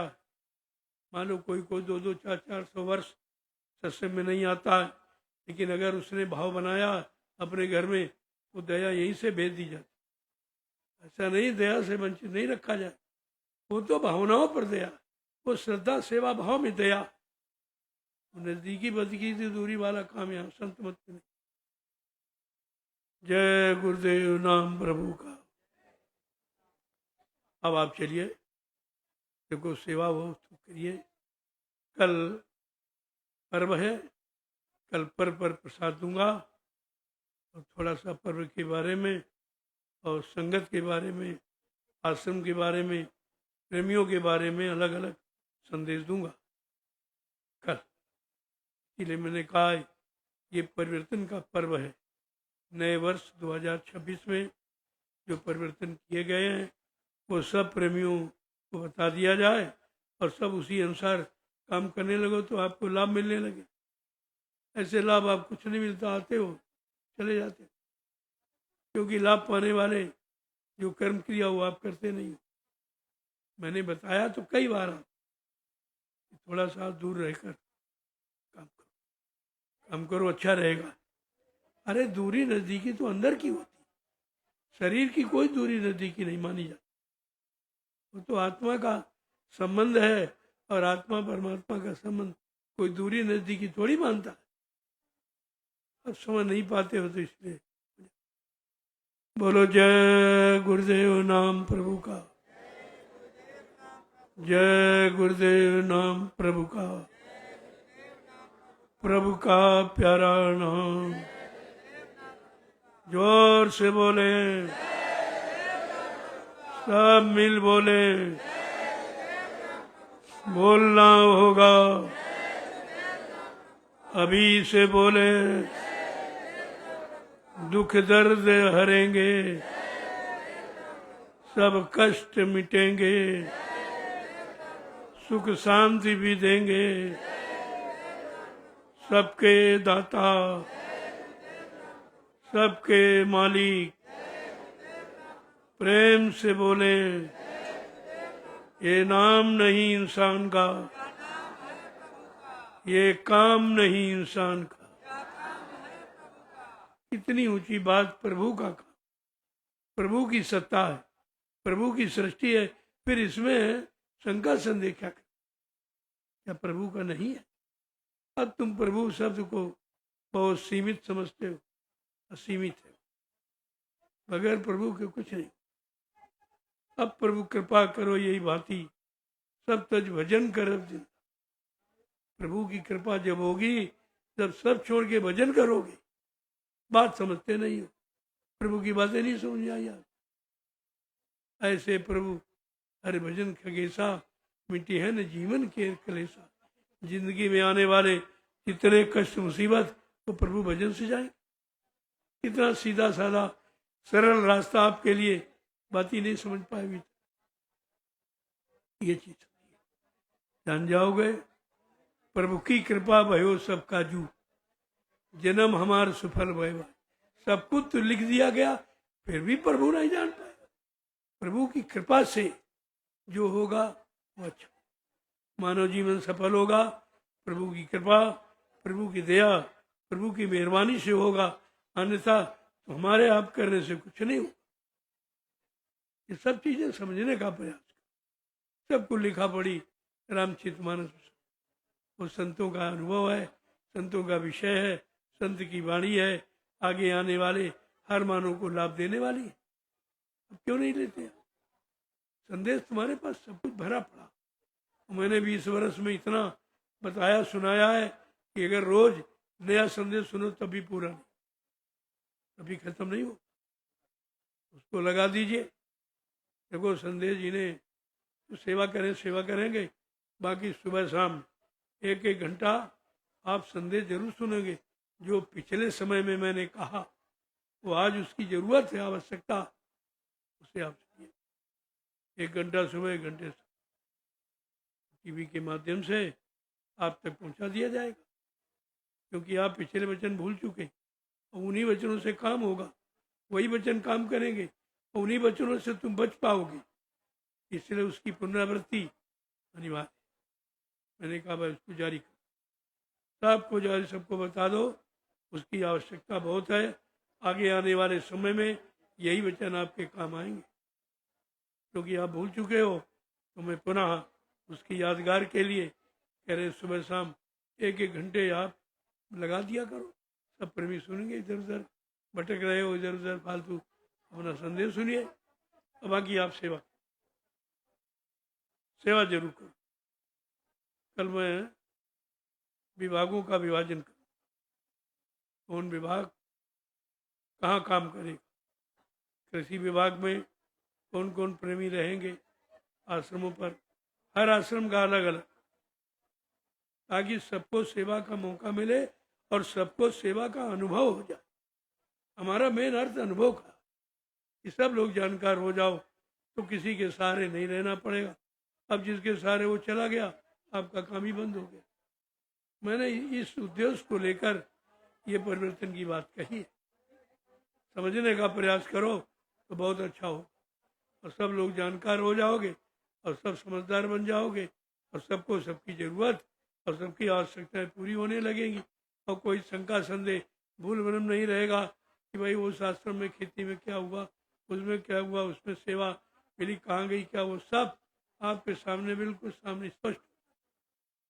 मैं स्पष्ट करना चाहता हूँ कि किसी के अंदर कोई शंका संदेह भूल भ्रम न रहे कि अनाज कितना होता है, पैदावारी क्या है, खर्च कितना होता है, ये सब जानकारी आपके सामने रख दी जाएगी। आप स्वयं समझ लोगे, शंका खत्म हो जाए। शंका को निकालने के लिए ये विधान बहुत जरूरी। जय गुरुदेव। चलो आप लोग, कल मिलूंगा, कल वो दिन निश्चित है, कल मिलूंगा, कल प्रसाद भी दूंगा, क्योंकि कल वो पर्व है। इस पर्व के बारे में सारे देश के जीवों को सूचना दी।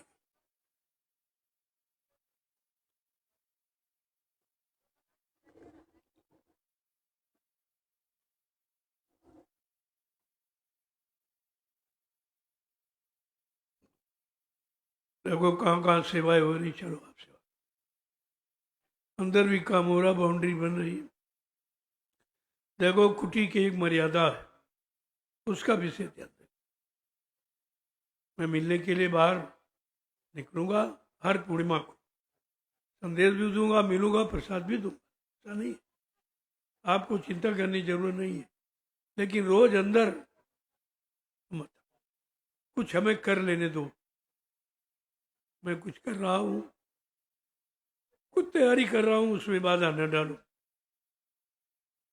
वो भी आपके काम आएगी। मैं अपने लिए कुछ करता ही नहीं हूँ, सब संगत के लिए करता। तो मैंने संगत के प्रेमियों से प्रार्थना की, भाई 2 बरस अब हमको मौका दे, धीरे धीरे धीरे धीरे ये सब व्यवस्था बन जाए तो आपके काम आने लगे। आपको व्यवस्था से मतलब, अगर व्यवस्था बन जाए तो बस आपका काम हो गया।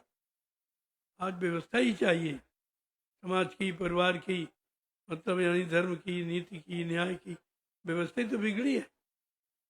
मैंने इसीलिए कहा हमारा कर्मचारी अधिकारी कोई भ्रष्ट नहीं है, आज की व्यवस्था ही भ्रष्ट है। इस बात पर क्यों नहीं ध्यान, खोल के कह रहा हूं, कर्मचारी अधिकारी कोई भ्रष्ट नहीं, व्यवस्था, अगर व्यवस्था ठीक हो जाए तो एक कर्मचारी अधिकारी ये रातों दिन काम करेगा, ऐसा नहीं है। देखो प्रेमी कितने काम, ये सब सेवा प्रेमियों ने की है, कैसे काम कर, आज भी कह दो सब जुट जाते, लेकिन इनको व्यवस्था दे रहा हूँ इसलिए। उधर व्यवस्था मिलती नहीं है, केवल काम काम की बात करते हैं, तो लोगों को अनिच्छा हो गई, उससे अश्रद्धा हो गई, प्रेम हट गया, विश्वास हट गया। बात को समझने का प्रयास करो। अब आप लोग चलो, जय गुरुदेव। देखो सुबह प्रार्थना पाठ, इसके बाद 1 घंटा आत्मिक कल्याण की, आत्मा के लिए करो, शरीर के लिए, समाज परिवार के लिए बहुत करते, लेकिन अपने लिए कुछ नहीं करते। यही समझ नहीं आ पाई कि अपना पराया क्या। अपनी आत्मा के कल्याण के लिए 1 घंटे सुबह, 1 घंटे शाम, ये निश्चित है सब यहाँ, और ये कराया भी जाता। बाकी संदेश 1 घंटा आपको नित्य मिलेगा, पुराने संदेश जो आप नहीं सुन पाए हो या भूल गए हो, उनकी पुनरावृत्ति टीवी के माध्यम से आप तक पहुंचा दिए जाएंगे, आपको जानकारी हो जाए। ये तो सब बहुत पहले से बताया गया, हम लोगों ने ध्यान ही नहीं दिया। अगर ध्यान दिया होता तो अब तक स्थिति बदल गई होती, इसलिए उनका सुनाना अनिवार्य। आपको मिलता और क्या चाहिए, बाकी सेवा करो, आए हो तो कुछ न कुछ करो। जो कर लोगे उसके लिए तो आपका इतिहास हो जाएगा कि भाई मैंने ये काम हुआ था, मैंने भी किया था ये काम। ये देखो, मेरे लिए कोई रहने की जगह ही नहीं थी, मैंने कोई अपना घर तो बनाया नहीं अभी तक। आपके लिए व्यवस्था करता रहा, कभी टेंट में ठहर गया, कभी झोपड़ी में ठहर, कभी यहाँ कभी वहाँ कभी वहाँ, कोई स्थायी मेरा मुकाम नहीं। तो मैंने कहा एक मिट्टी की कुटी बना दी, मिट्टी आप बना दीजिए तो मेरा एक आवास हो जाए, मैं भी बैठकर कुछ साधना कुछ बचत करूँ। तो प्रेमी बना रहे हैं, तैयार हो गई, कल उसका उद्घाटन है। सब प्रेमियों को प्रसाद वितरण हो जाएगा और उनको जानकारी मिल जाएगी। प्रेमियों ने बहुत मेहनत की। वो मिट्टी की कुटी है, बिल्कुल एकदम साधारण, जैसी होनी चाहिए, जैसा पहले ऋषि मुनि महात्मा आवास बनाते थे उसी तरह का। इससे भी एक जानकारी लोगों को होगी। वैसे सभी जानते हैं हिंदुस्तान में एक ऐसा महात्मा जो झोपड़ी में रहता, सब जानते, क्योंकि सबके सामने हमारा प्रमाण है। ऐसा नहीं है हम जब झोपड़ी में रहते तो आपको भी रखते, हम कोई मालूम तो रहते नहीं। आपका सतगुरु धाम तैयार है, लेकिन मैं कभी उसमें आवास नहीं लिया, क्योंकि मैंने अपने आवास के लिए थोड़ी बनवाया। वो तो संगत की जानकारी, प्रेमियों के धन का एक प्रचार प्रसार, धन कहाँ लगा है, कैसे स्थान पर लगना चाहिए, ताकि उस धन से लोगों को परमार्थ की प्राप्ति हो, इसलिए इसका निर्माण किया। वो आपका बन गया। अब आप धीरे चलो, मैं भी निकलूँ, स्वास्थ्य ज़्यादा ही खराब, ज़्यादा बोलूँगा तो रात में दिक्कत। जय गुरुदेव।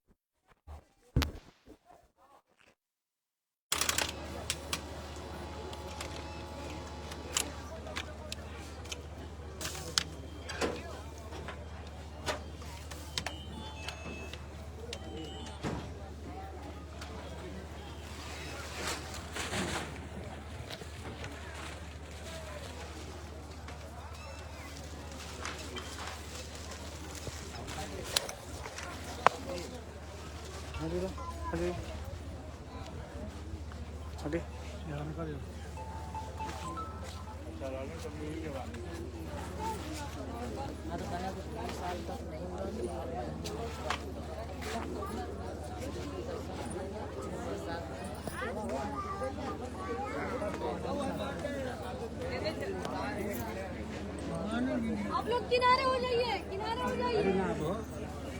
अब ना दर्शन दिए हो, हटिए हटिए तो हटिए थोड़ा थोड़ा।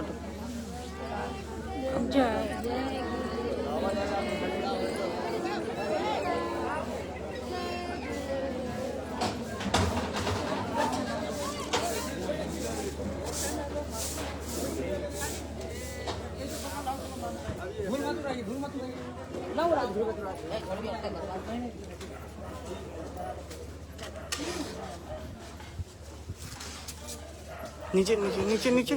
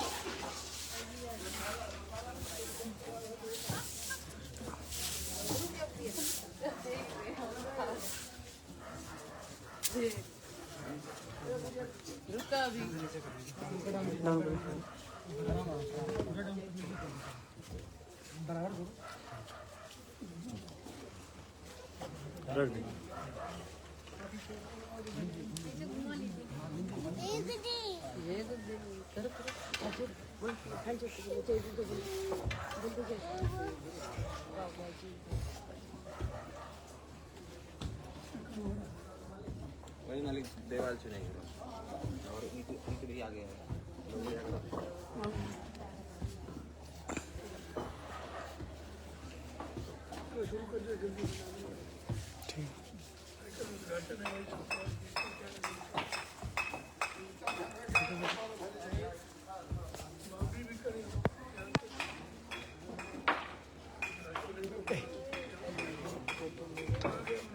मनोज मनोज भाई मनोज भाई मनोज